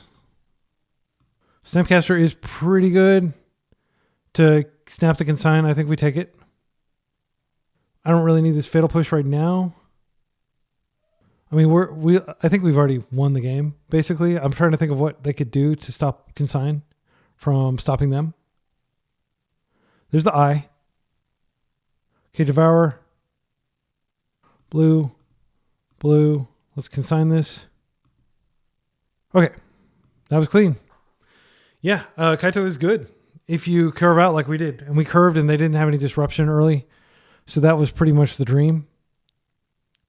I haven't seen a single Chalice in their deck, which is weird because it feels like they should be playing it. We're actually not that impacted by Chalice. We do have, 21 drops, but it's not the end of the world. Thoughtseize was good there. It gave us information about what was to come. We took away one of their cards that we took away a K command, which is, potentially game-winning card late in the game. I feel like we could take out Atomio. She's not the greatest. The odds of her actually successfully ultimating are quite low. She can be K commanded. She can be killed with Devour Destiny even if she's flipped. I mean, everything can. But we're on the draw, so it makes me less likely to pull her out for a Thoughtseize. I'm tempted to take Thoughtseize out completely just because they might have like an aggro draw. And spending a turn. Yeah. I think I'm going to do this and I'm going to bring in an explosives because I do kind of fear Chalice and this can potentially kill, some of their stuff. It can kill Eldrazi spawn tokens. Maybe we bring in a Force of Negation. I think it's more reliable than bringing in, we don't have a lot of stuff to snap back with Snapcaster, but the most important spell is in there. I don't know about Force Negation. I don't think that's correct. I think we probably just... if we keep her in, then we maximize the likelihood of Kaitoing. Yeah, I think Kaito is, certainly a path to victory here. This seems like a pretty decent hand. It's got lots of mana. Wasteland to potentially disrupt. Our opponent snap kept. Revealing Devour. Let's see what they exile here. I think I open City Sewers, and then we force their first spell pitching a Snapcaster. Okay, they do have Chalice in there, so that makes me think they have a second Chalice if they exile one, because Chalice is pretty good against these types of decks. It's not as good against our deck, but they don't know that. This does also make me want to go ahead and cast the Ponder now. If we cast Ponder, then we just don't really have to worry about Chalice for the rest of the game, and they're going to spend resources on it. Second Force seems good. Yeah, I think I'm going to go ahead and just Ponder now. It's certainly possible that we get wasted here, and that would be sad. Can't put back consign hands. So we are going to have consign up starting next turn. And then we're going to have the potential to snap it back. Cavern. Here comes the scary guy. Yep. We can't do anything about that. Are they going to burn us a bunch? It makes sense to cast this before they cast Chalice. So there's the option of wasting Eldrazi Temple and then just having consign up. Consign can't stop a lot of the scary things they're doing, but we're not really doing anything else. The other option is we hit the caverns and then we can start forcing stuff. I think we go after the temple. They were looking for land because they exiled a bunch of juicy stuff, right? No, they weren't. They weren't looking for land this game. Oh, it's tough. We can potentially consign a card and like a trigger. We can't actually stop the creature. Maybe with our hand it does make sense to just go ahead and hit the cavern here. The other option is we just go ahead and develop this Undercity Sewer, and then we have consign up. Yeah, I think I'm going to do that. So this goes to the graveyard. I just don't think she's powerful enough right now. What we're looking for is a Fatal Push or any removal spell to take care of her. The card I fear the most is probably Wasteland. Okay, Ancient Tomb. Fleshraker. So we can counter the actual trigger here. Or we can just let them look at our extremely redundant hand. If they see our hand, then they'll know they can't safely attack in with Fleshraker. I think I am going to counter the Thought-Knot Seer trigger. Going to get some mana here. Now we're going to counter that ability. It sucks. It's really a bummer, but like we're on the draw against Eldrazi. So this is kind of like how we have to play, in my opinion. They have enough mana that I don't think wasting them is correct anymore. I think what we want to do is have Snapcaster into Consign. If we draw a Fatal Push, okay, Consign. We're getting beat down. That much is certain. I could just go ahead and Ponder here. It's risky. Snapcaster Ponder. Maybe they use their Devourer of Destiny to exile our Snapcaster, which is not a big deal, and we get a card out of it at least. I think I'm going to do that. If they attempt to K command, I can at least force that. Yeah, this feels very anemic. There's a Fatal Push and a land. So we don't need this Brainstorm. I think our hand's fine. We already played a land for turn. I don't want them to rip our Fatal Push though, so I'll just take this. Okay. We're just chilling, taking a whole lot of damage this turn. They won't attack with Glaring Fleshraker. They probably will have a Devourer, and we won't be able to stop it. Stopping the trigger is not the important part. Now the body is actually important. Okay, here it comes. And now they can attack. Oh, they have double sowing Myco Spawn. Yeah, the game's over. Like, you can't really come back from that, unfortunately. And this is one of those things, like, they had to have this. Like, we probably had another turn, but they were going to exile 2 of our lands. And yeah, that's what happens when you go up against Eldrazi. I'm not going to sugarcoat it. See you in round 4. Round 4, we're up against a Combo Enthusiast on the draw. I'm going to keep this Force of Will hand. Everything else looks fine. Like, we can just go basic island and then develop Tamiyo. Not sure whether this Bowmasters and this Fatal Push will be relevant, but this Force certainly is if we're up against combo. Volk, Foily Volk. I got the foil animation turned off. Okay, so they're not on what I expected them to be on, which I think we just hold out the faith that we're going to be able to kill this and develop our board faster than they can kill us. They're getting a lot of triggers here. I was tempted to force that, but a Daze would be a blowout for sure. Let's see what card that they saw on the top of our deck. I want to play on basics. So a fetch that can get a black land is perfect. Okay, this is not terrible. I am just going to go ahead and island here because I'm a coward. And we're going to try to get Tamiyo going. And if they force that, that's fine. They're already pretty close to Delirium. So I do suspect we're going to be taking a lot of damage soon. Another DRC. That is unfortunate.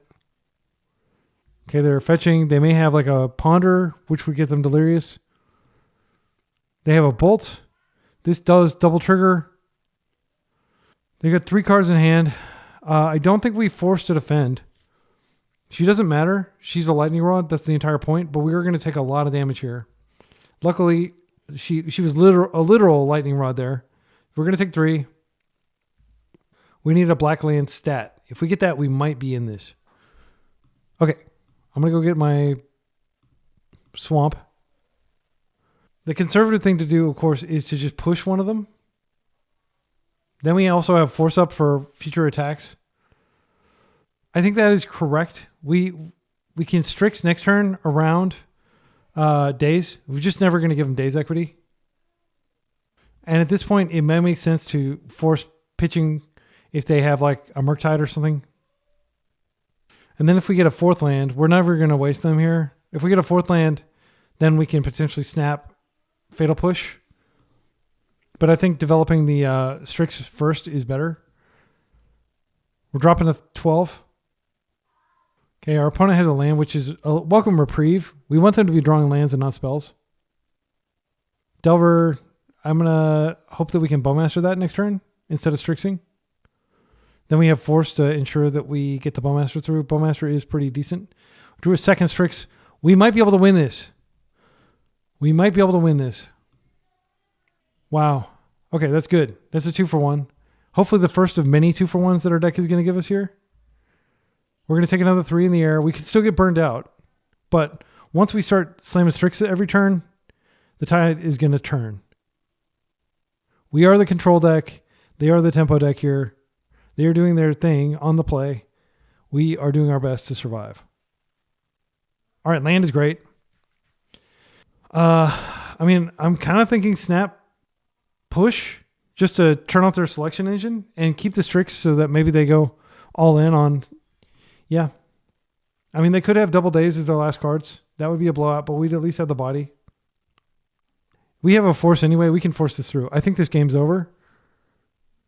Unless they have just like triple bolt. We just need to be careful not to take any more damage here. So we do have the option of forcing this, and that like probably restricts what they can do. They get the Surveil trigger on the way out. They can no longer force this lightning bolt into their graveyard. Interesting. I think lightning bolt is precisely the thing they need to keep here. I'm not worried about this creature. I'm going to let it happen. Maybe this is a mistake. Let's see what they exile. If they exile like double bolt, oh, this is fine. I can deal with both of these. And we can deal with them in a 2-for-1 way. Okay, so next turn, they're going to deploy both of these, and we're just going to deploy a Strix. We might as well attack. Yeah, I think we're in a pretty good position because they are going to be able to... Well, we can only deploy one Strix next turn. They could deploy this first. I think... Yeah, I think I'm going to let that go. We just need to be careful now. We could have just forced this and they would have nothing, basically, except for one card in hand, an unknown. But I have a lot of faith in Baleful Strix being able to hurt them and them having bad draws due to Bowmasters. Okay, so we could actually die if they have a way to remove our Bowmasters, because we need the Bowmasters very badly to be able to block the Murktide here. Best draw is a... Oh, that is... It's too costly. I'm going to try this first. If I can find a land, that's great. All right, perfect. I don't think they're going to get through all this. We no longer have Force Up. We have Dismember in a... Oh, we have Force Up.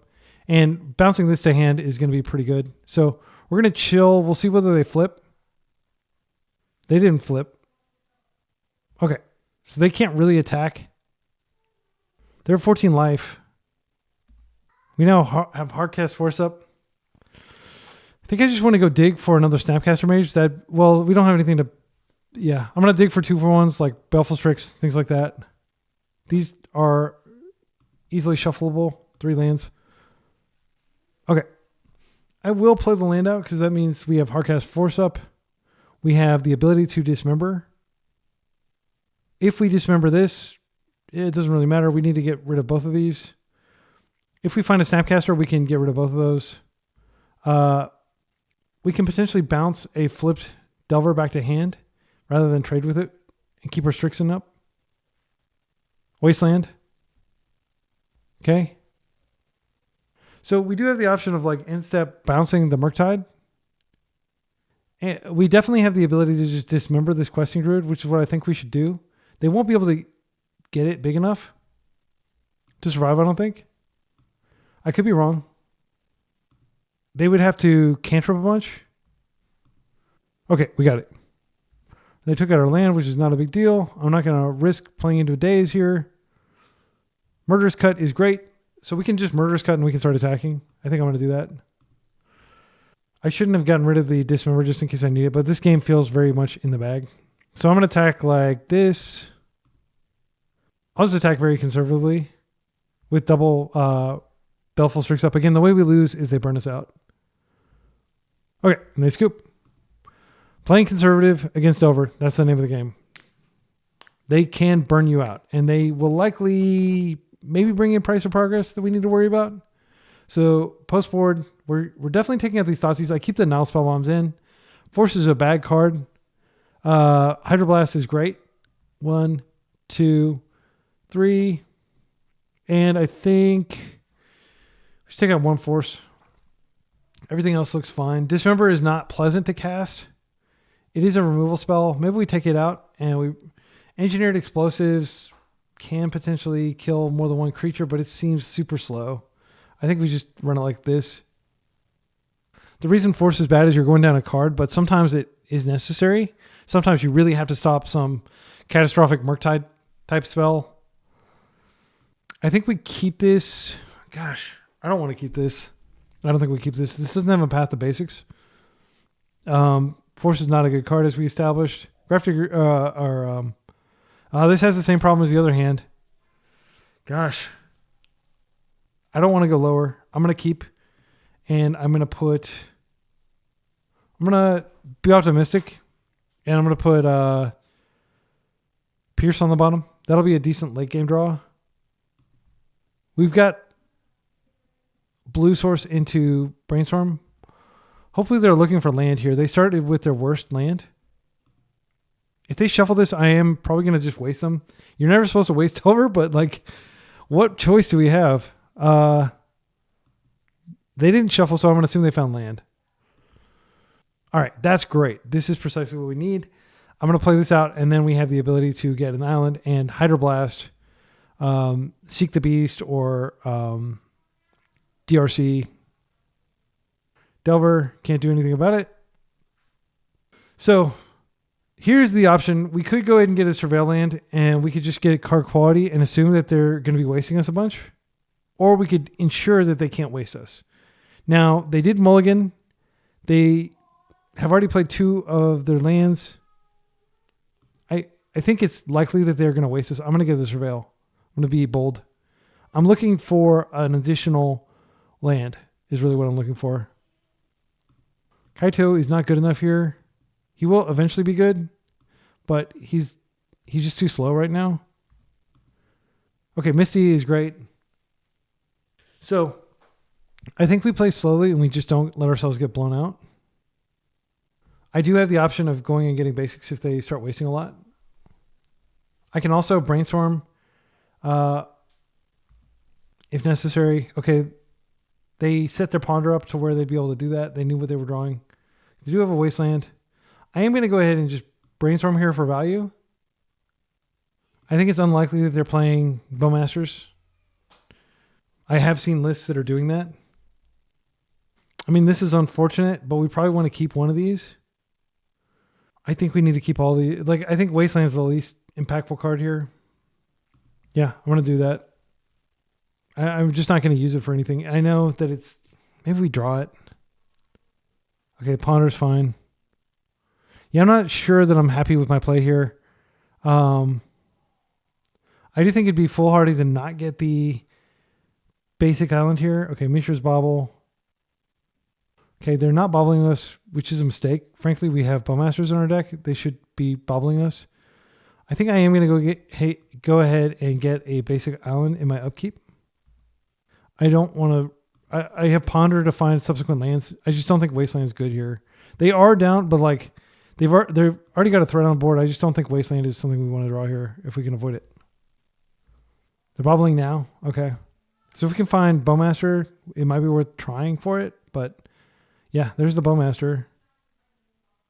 Gosh, what are the odds? I think it's very high that they have a Daze, but I'm gonna try for it because being able to double ping that is going to be so impactful. They may have like a bolt that they can use. If we can get a force out of their hand or something like that, I think that's worth it. I'm going to try for it. No guts, no glory. If we can remove this, it is huge. Cracking. I think it's highly likely they have a bolt based on that. Did they look at our top or theirs? They targeted us. I think it's highly likely they have a bolt, but this will draw the bolt out and give Baleful Strix room. Yeah, I'm going to wait. And that way, if they have to interact with their mana on this turn. Okay, they're doing something here. Getting a Brainstorm out of hand. They're casting Daze. Okay, they're just bouncing. Yeah. Okay. It was worth a try, I think. If you don't think it was worth a try, like it could be result-oriented thinking. Because obviously we lost, but like being able to double ping that would be huge. All right. Assuming we can find a land, we can potentially resolve a Strix. I think Strix is too important. Yeah, I'm going to just ponder here and try to find a land. I don't think these are good enough. We are under the gun here. Okay, Tamio is not the worst. We could just dismember and pay for life, but that is a very high price indeed. I think if we play Tamio out, there's a possibility that they like aim a lightning bolt at her or do something. I think it's highly likely they seek the beast here. Maybe we want to keep the land up for that. It just doesn't feel like we're going anywhere here. I attempt to dismember and we whiff, and we're going to take 7 and drop to 5. That's pretty dicey. Okay, they didn't seek the beast. Oh my goodness. I think I'm going to go for this and we're just going to die. Yeah, we're just going to die here. If they have they didn't have it. Okay, that's great. Okay, so we are low in life, but that was really good. Okay, so I think we play this out just as a lightning rod. Again, I don't want to Strix. I mean, if they had Daze, they would have used it there probably. So maybe that was a misplay. But I do want to hold up Hydroblast because something tells me they're going to seek the beast. All right. Is this worth a force to you? Oh, wow. That was huge. They would have 3-for-1'd us. Most likely. Murktide. Okay. I think Strix is good here. Borrower is actually better. And the reason Borrower is better is because we can get an Tamio attack. And we definitely, like Strix can be removed. Okay, they're willing to force that. All right, so unfortunately, we just have to kind of chill. I think we just sadly chump here. Yeah, I don't think we're winning when we go low. I think we have to chump. We have another one we can throw in front of there, but we're going to throw the Strix out there next turn. Gosh, that felt bad. Land, please. Murderous Cut does it. I think I'm going to start with the cut, and then I'll attempt to resolve the Tamio later. So we'll just take out creatures and stuff we definitely can't bring back with Tamio. This card's so good. All right. And now Tamio's coming back out. Daze it, if you will. If they have another Question Druid, that's unfortunate. A Pyroblast is great. Strix would have eaten that and we would have died.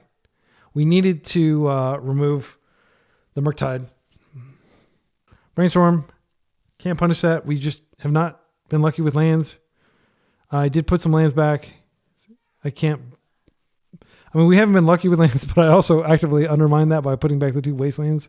Wasteland would have probably helped us play around a Daze by now. They also haven't really played anything, so Wasteland wouldn't have been terrible in terms of taking them off the red source. Okay, they have a Wasteland. We are set back pretty far. We're due to draw a land. Come on, deck. We're only playing 3 Wastelands. Hydroblast is not something I'm going to complain about. They're digging into their cantrips. They're going to have another Murktide online pretty soon, like a full power one that can kill us in 1 hit. Another Wasteland. That's unsettling. Come on. Fetch. Okay, Wasteland. I'm going to play it out, and then if they want to waste us, then I'm going to waste them too. Okay, I'm definitely not going to waste them. Force. We're just passing. That's fine. Probably don't play Surveil lands in their deck. Yeah, just getting a second red source. Another Murktide. I think we force here. I think the card we pitch is Snapcaster, and then if they Pyro, we can Hydro. Yeah, because Strix is definitely worth a card. Okay. Yep, and that's precisely as we wrote it up. All right, that is stopped. They have 1 card in hand to our 2 cards. We're just looking for a land to unlock it. I want to check real quick and see how many cantrips they've used. 1, 2, 3, 4. So they have 4 cantrips left in their deck. They may be playing a 5th one too. Okay, that's unfortunate that we're not drawing anything here, but we're just going to chill. Come on, land. Another Strix.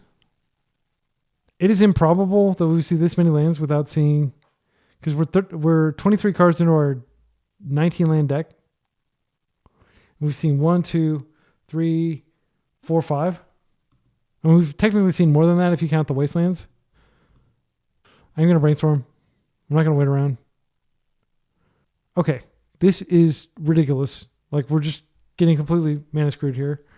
I don't think Bowmasters is exceptional here. I think the way we win is we get our basic Swamp, which we're going to have to get off a Ponder. And then we just keep sticking Strixes. I think that's how we do it. Yeah. We're gonna have to turtle up for sure.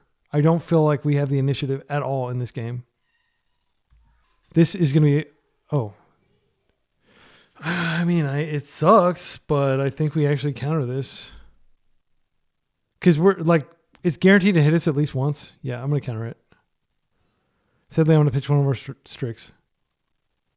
Okay, yeah, that sucks. That really sucks. So the issue is we'd probably get hit twice by it. Because this ponder may not find us a land. Get in my belly. All right. I don't even really care about the second land. I just want to get a swamp.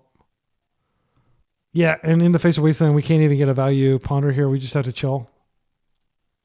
But I do think that, like, once we start sticking these Strix, we're going to slowly pull ahead. The card on top. What was the card on top? I'm such a bad player. I know that there's another fetch, but there's another card. I think I'm just going to draw it. Okay, Bowmaster. Yeah, that's not bad. All right, we're going to attempt to Strix here. They have Hardcast Force up. So I'm not optimistic that this is going to get through. They may have boarded their forces out on the play. This would be a great place for them to pyro. Daze. I'm going to just pay for it. And you can waste me if you'd like.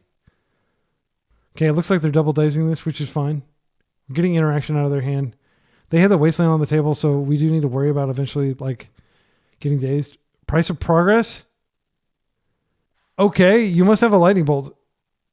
Wow. Okay, well, we get a card here.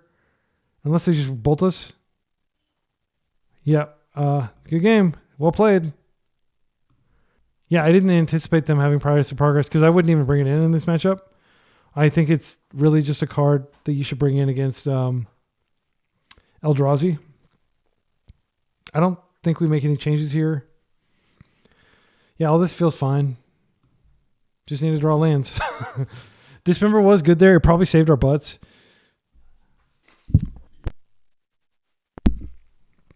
Unfortunate. Let's mulligan this. Gosh, my deck does not like me. I can't keep this. Okay, this is a mediocre hand for sure. I think what we do, we're going to put back the Wasteland for sure. I kind of almost want to put back the Dismember. I don't want to put back any land. I think I'm going to open Undercity Sewer. I mean, this Misty doesn't get us a basic land, but we may have to fight through multiple Wastelands before we can find one of our 6 lands that fetches our swamp or our swamp itself. Yeah, I'm going to do that. I am just going to open Sewers, and if they waste me, so be it. That is a keepable card. Maybe that'll deter them from wasting us. Now Spellbomb is pretty decent in the matchup. All right, they are wasting us indeed. That's fine. I think it's very highly likelihood that our Tamio just dies if we put it out. I think that's fine. If we go ahead and just park the Nile Spellbomb out there, they're going to start acting differently as a result. We want to have some degree of surprise. Okay, she's dead. Oh, Ponder. Wow, we're going to get a clue. That's great. Okay, cool. They chose to shuffle. Another Tamio. It's fine. I'm just going to attack with her. And I am going to just play this Nile Spellbomb out. And I'm going to keep the clue back. Or keep the fetch up. Because I can't fetch anything that can't get wasted. There's no second Surveil land in my deck or anything like that. So, okay, they don't seem to have DRC because they played that out. You usually hold those if you have DRC. Depending on what they do, I might actually end step fetch Spellbomb them just to reduce their graveyard size a little bit. There's a Delver. I do want forward momentum. I'm going to fetch an Underground Sea and I'm going to sack this. And you may argue, oh, this is way too early. I mean, we are taking 4 cards out of their deck. Out of their graveyard. And we are maintaining our own forward momentum. So this is... Okay, they're going to go ahead and do this now. That's fine. They get to see what we draw. What do we draw? Bowmaster would be fantastic. Another Spellbomb is fine. I think what I'm going to do is I'm just going to play this out and maybe play out the second Spellbomb just to be mana efficient. I could attack and activate the clue. I think that's reasonable. Because we might be able to find a different land other than Wasteland. I don't really want them to Daze or Spellbomb. I'm just going to play conservatively here. I'll go ahead and play this out. I don't think it's correct to waste. We have a lot of cards in our deck that are going to be really good with lots of mana, like Snapcaster, Mage, Kaito, stuff like that. I'd feel really dumb if I wasted and then we drew Kaito. This is fine. Counterbalance is annoying. They dodge the land. Yeah, I'm definitely not going to be wasting them in this game. There might be a situation where I waste a Trop. Because that is the one card that can cast the Quarian Ranger card. Okay, we're going to take that. I mean, there's definitely a temptation to just go ahead and crack through this, but I think I'm just going to crack a clue here instead.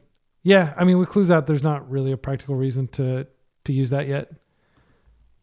Okay, they're checking the top of our deck. Murderous Cut is not something they're likely to be able to stop. I'd be stunned if they could. They most likely have a 1 on top of their deck. They have, let's see, were they able to... They don't actually know their top. Wait. Okay, they kept their top, so it's probably a 1-drop. Could be like a Murktide. Gosh, what do we do here? I mean, I'm tempted to just bounce this out of play. We could just flip. I think that's worth doing. I'm going to... They may have just kept anything that'll flip this. Yeah, I'm going to create a clue. Do I want to flip this? It may be premature to flip it. I kind of we can potentially distract them for a turn. If they're able to flip both of these, that's pretty bad though. I think by hitting their graveyard, we reduce the likelihood that they'll be able to do that. Oh, we got a land. That's great. I need to play quickly. I just noticed I'm pretty low on time.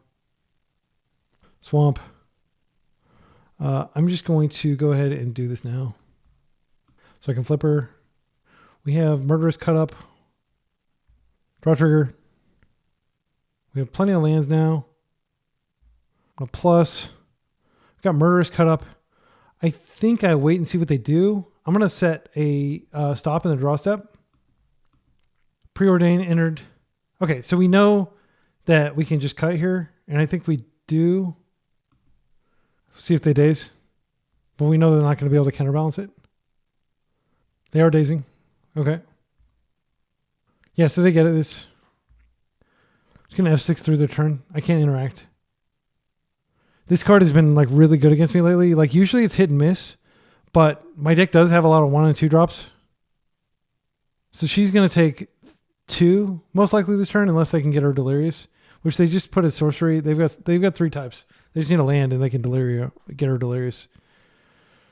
Okay, she loses some loyalty. Another Delver. Okay, not feeling good about this game. Wishing I brought the Engineered Explosives in for sure. All right, Bowmaster is a good card. I'm going to start by plussing. I think we go ahead and risk it. I do want to poke this DRC. Yep, they had it. Oh, we lost. I mean, we can ponder here. If they have a Brainstorm, then it's just total destruction. Okay, they've revealed their Daze again. Dismember does get rid of DRC. Brazen Borrower does kind of save us a little bit. I think we do want to dismember DRC and let the other cards, let Tamio die. And then what we can do is we can borrow a couple of them. They are going to both have to attack Tamio, so we will save a little bit of life this way. I'm so low on life, I just can't, or so low on time. Because I just got really into the thing and that happens to me sometimes. She's gone. He was an N for 1. Here's a Merc. All right. So we're going to bounce a Merc and one of these, assuming that they don't have the card that they need. And if they just have a 2 on top, the game's over. Okay, Missy. All right, great.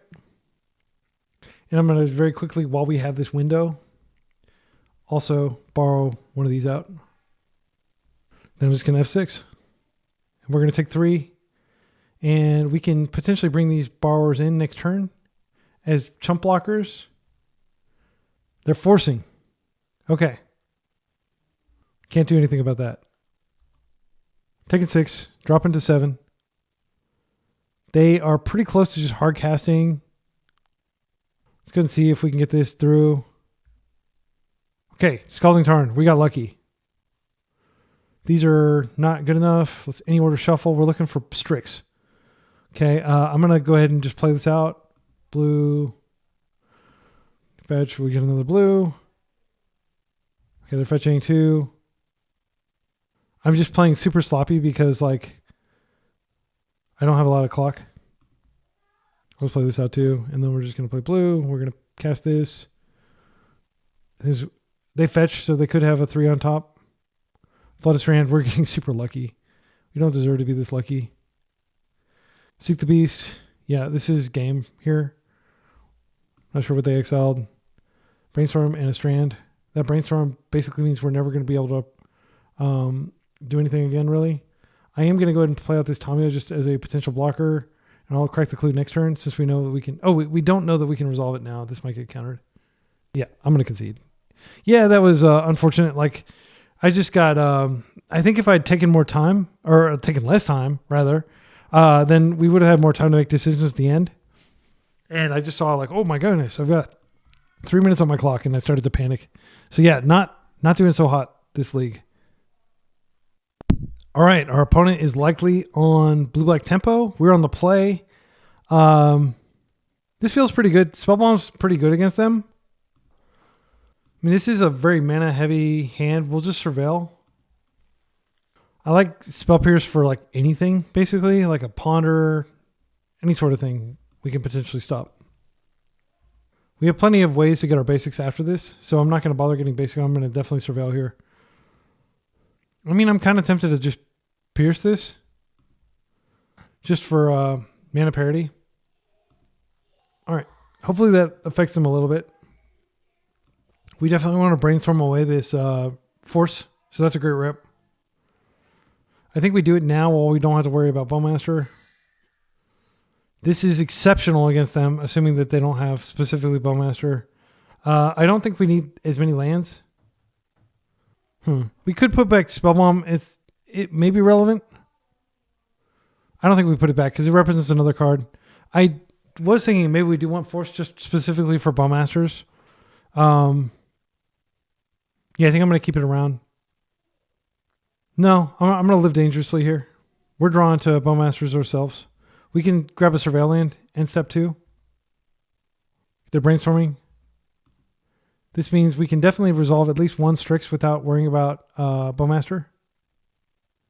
And if Bowmaster kills this after it's resolved, that's fine. But you don't want it to, like, potentially kill it. You don't want to have these stuck in your hand after they've got a Bowmasters on the table. Yeah, this is fine. I think I'm just going to get my Surveil here because I can get my Swamp with the next one. And they're probably thinking, oh, they're going to Murktide. I need to stop the Murktide. They're probably thinking when they're in the mirror. I think this is worth keeping. Okay, I'm going to play this out. I'm just going to go ahead and play a Strix. All right, it's in. Bowmasters, great rip. I'm going to go ahead and just stick this Spellbomb, being mana efficient. I don't think they're likely to Daze it. And just like that, we've got our basics. We've got a little bit of a wall up. Feeling great. This game brought to you by being on the play. Brainstorm. So they've gotten 3 of their cantrips out of the way. We're Bowmastering their Bowmaster. We're not Bowmastering for damage.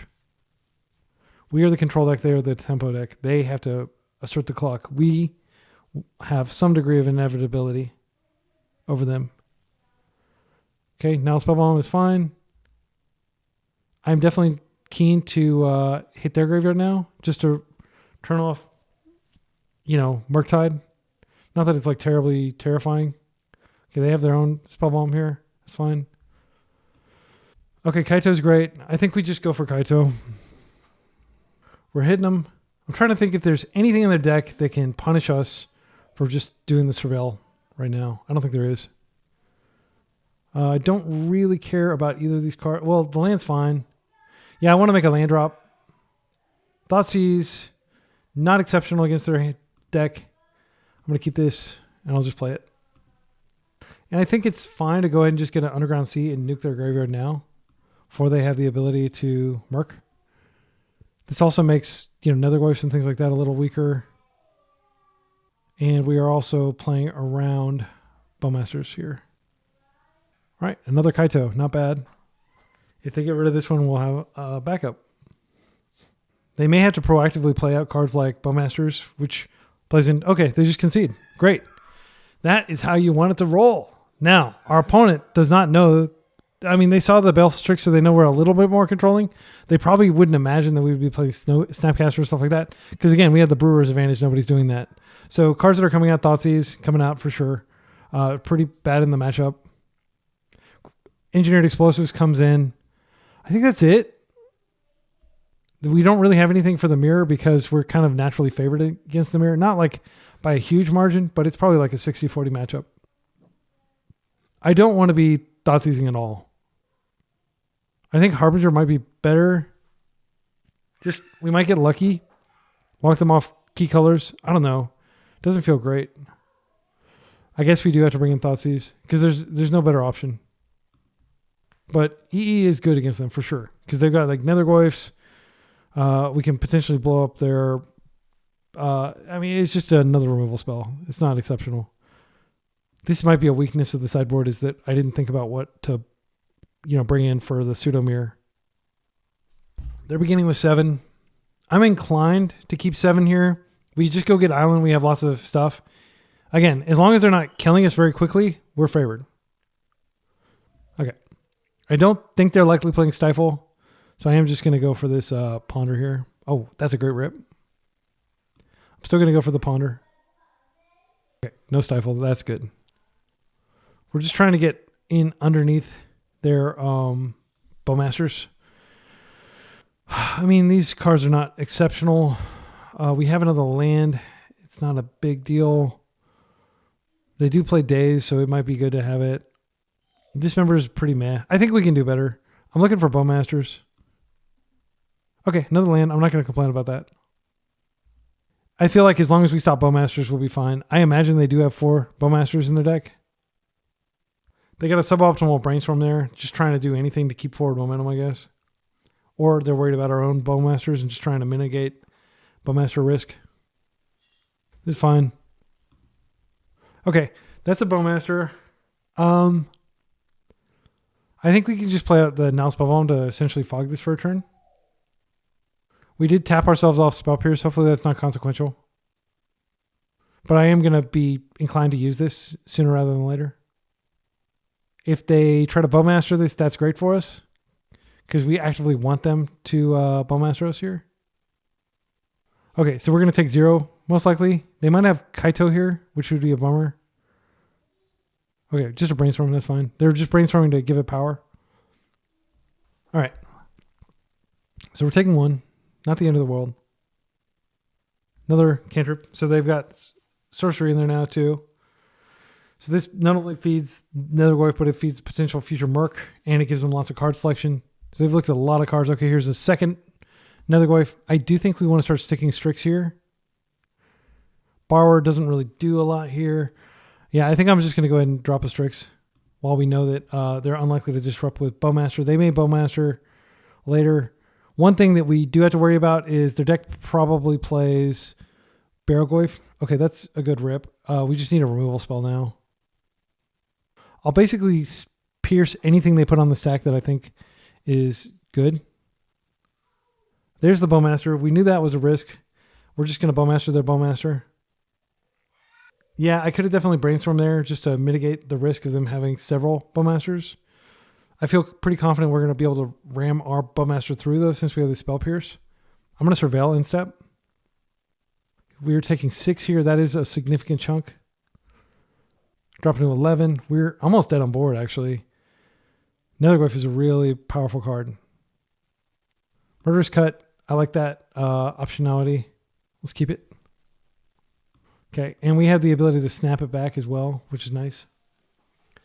So I think now is the time to resolve the Bowmaster because we had the push, or we had the pierce. And I hope they force here. They don't? Okay. If they have another Bowmaster is really bad. I think I'm going to wait and see what they do here. Because they could have like double Daze, which would be awkward. But if force is their protection spell, then we can blow it out. I am going to chump here, most likely. Oh, goodness, what are we doing here? I think we block here, and they have their own Bowmaster, and it's devastating. But I think that is the play. And I do think we go to damage step, and then I'm going to attempt to cut. And I believe this may happen after damage is done, so let's go ahead and just cut here. They can just bring it back. Technically, yeah, they've got 4 types they can bring it back next turn. Okay, we're taking 4. Snapcaster for cut is something we can do next turn. Okay. Passing. It's good. Okay, Brainstorm. I think we can start with Brainstorm, and then we have Snapcaster for cut. I do want to get this Brainstorm out of my hand. I think it's highly likely that they have a Bowmaster here. Wow, that's great. So I don't want this Thoughtseize ever. We're so low on life. Yeah, we're so low in life. I think I put back a Brainstorm too. Now I'm going to play a land for turn. We could fetch. I'll do that now. I don't want those cards. Underground Sea. Okay. I think I'm going to go ahead and attack. And then we've got lots of action up. We have Spell Pierce. We have Brazen Borrower. We have Snapcaster to flash back the Murderous Cut, which will cost 2 mana. But I think what I'm going to do is next turn, like, I can decide whether I want a Snapcaster to flash back the Murderous Cut or what I want to do based on whether they try to bring one of these back. Well, we do want to get some damage on them. Okay. Yeah, we've got a lot of options here. I would like to, potentially Brazen Borrower to deal with a Murktide instead. I think I am going to go ahead and just do this, though. Save some damage. Okay. That feels pretty good. They're replaying it. That's fine. We just wanted to time walk them for a turn. Wasteland's fine because now we have a little extra mana. Play it out. I'm just going to go ahead and do this now. Snapcaster. And we're going to attempt to cut. Yeah, this deck is very mana intensive, as you can see. Looks like they're going to do something here. Daze. Well, I am going to attempt to pay for that. You have triple Daze? Is that what you've been sitting on?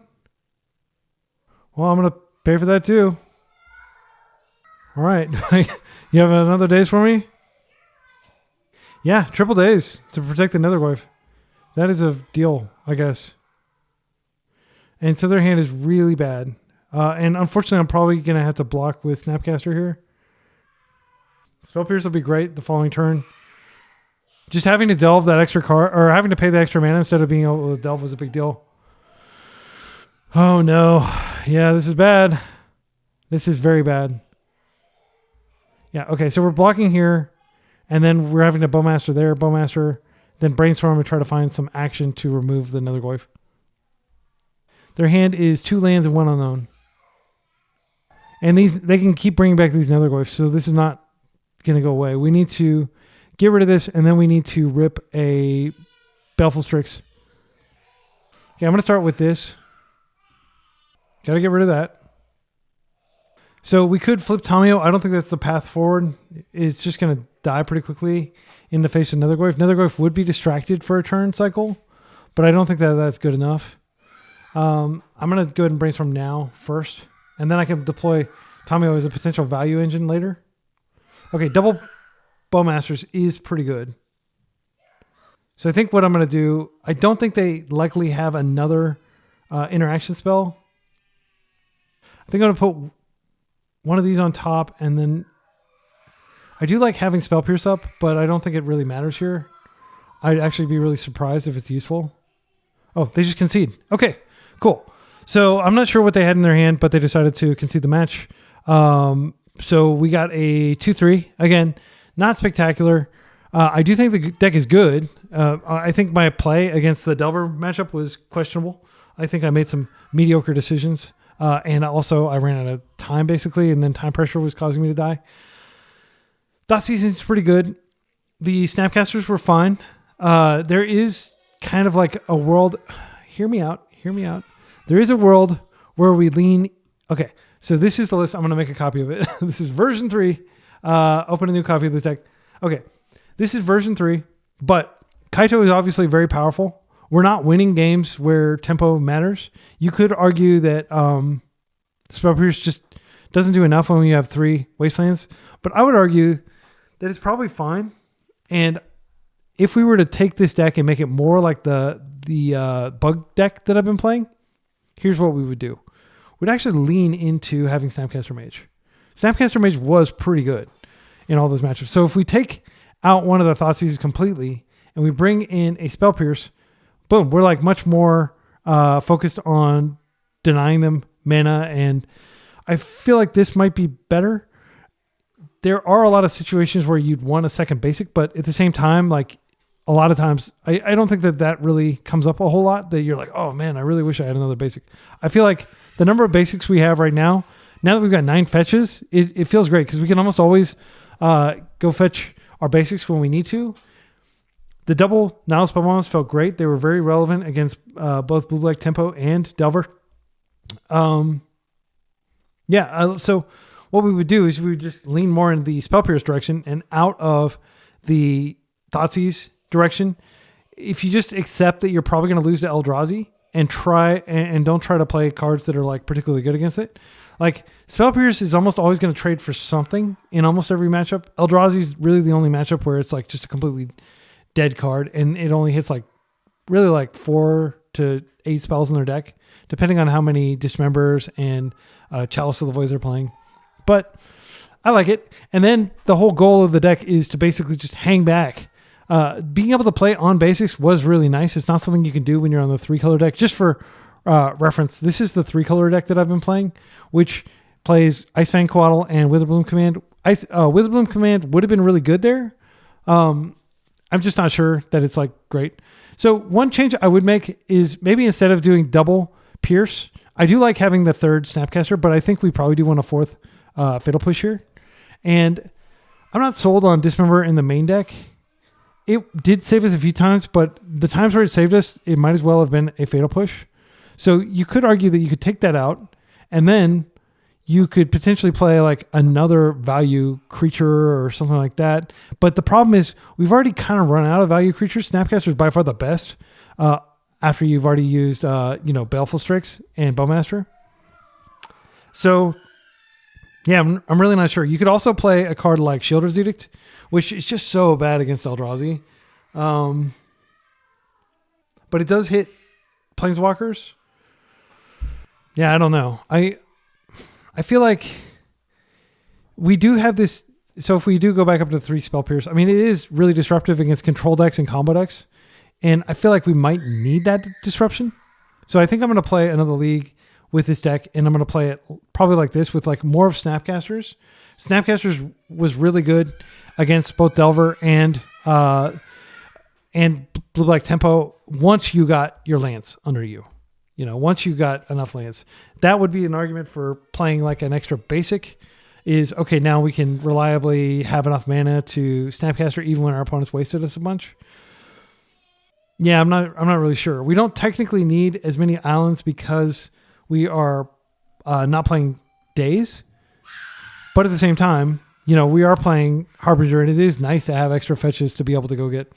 Yeah, we never ran out of, even in the Wasteland matchups, we never ran out of lands to get because they have 4 Wastelands and we have like 5 non-basic lands. And once we're up to like 4 lands, we are functional through Daze. And 4 is the magic number. Like, I feel like in non-Daze Wasteland, non-Daze matchups, 3 is plenty. You don't really need to go above that unless you're multi-spelling. And you're not necessarily multi-spelling like Strix into Strix type stuff all the time. One of the advantages of this current configuration is if you're, you can basically hold up Surveil Land, and then if you need to, you fetch Pierce, and you can almost always open with an island. And if you're almost always opening with an island, you could argue that maybe we don't want the additional fetch here for black, and we do in fact want like a second blue fetch, because blue is way more important to this deck than black is. Black is really just our removal color, and then we go get black when we need Kaito. So yeah, I think I'd probably do it like that. And then let's take a look at the sideboard. So we did make some quick changes. I feel like with the 3rd Spell Pierce, maybe you don't need the second Force of Negation. I don't like Force of Negation as a card. It just seems underpowered. Maybe we don't need all 3 Thoughtseize. We just have 2. And then we did bring in the Dismember, so we do have like a removal spell that we can bring in against some opponents.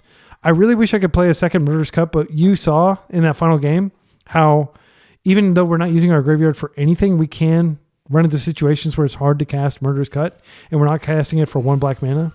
And I think that there was a clear situation there where had we not had to pay a second mana for Murderous Cut, we would have been able to not play into the 3 Daze hand. Like that was an unlikely sequence of events, but it would be one that we could just disregard because we would have always been, if you can always cast this for 1 black mana.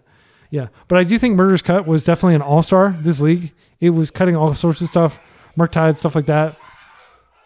I feel like there were several matches where we just had bad variants. Like the one where we drew like tons of land. And I think that's going to happen. I do like the sideboard strategy. Grafdigger's Cage is a lot worse when you've got 3 Snapcasters. So I do think that maybe we take this out and we do a second Surgical, because Surgical is pretty good. And in fact, like the first league where I 4-1'd it, Surgical was pretty good against Reanimator. Surgical is good against Reanimator, but it's not particularly good against Oops All spells because they now have the Memory's Journey tech.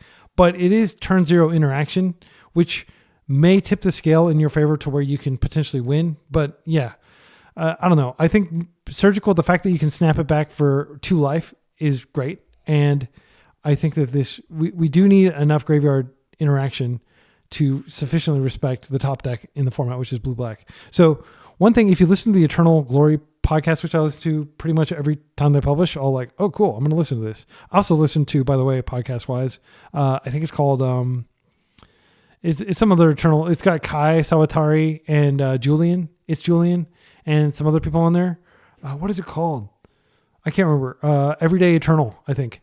So yeah, that's another really good one. So I'd recommend listening to those. Eternal Dirtles is cool, but it is kind of like largely just Phil Bleckman, bless his heart, like complaining that Sensei's Divining Top is not legal. I would say that this feels pretty good, and I wouldn't really make any changes from here based on the matches we played. I think the big change is let's lean more into control, and let's play another Snapcaster, and let's play another Spell Pierce, and let's take out these Thoughtseizes that are potentially damaging to us. I feel like, yeah, this might be sufficient respect for combo. I mean, we are bringing in Consign against most combo decks. So yeah, I think I'll leave it here. I encourage you to pick up the deck and play with it.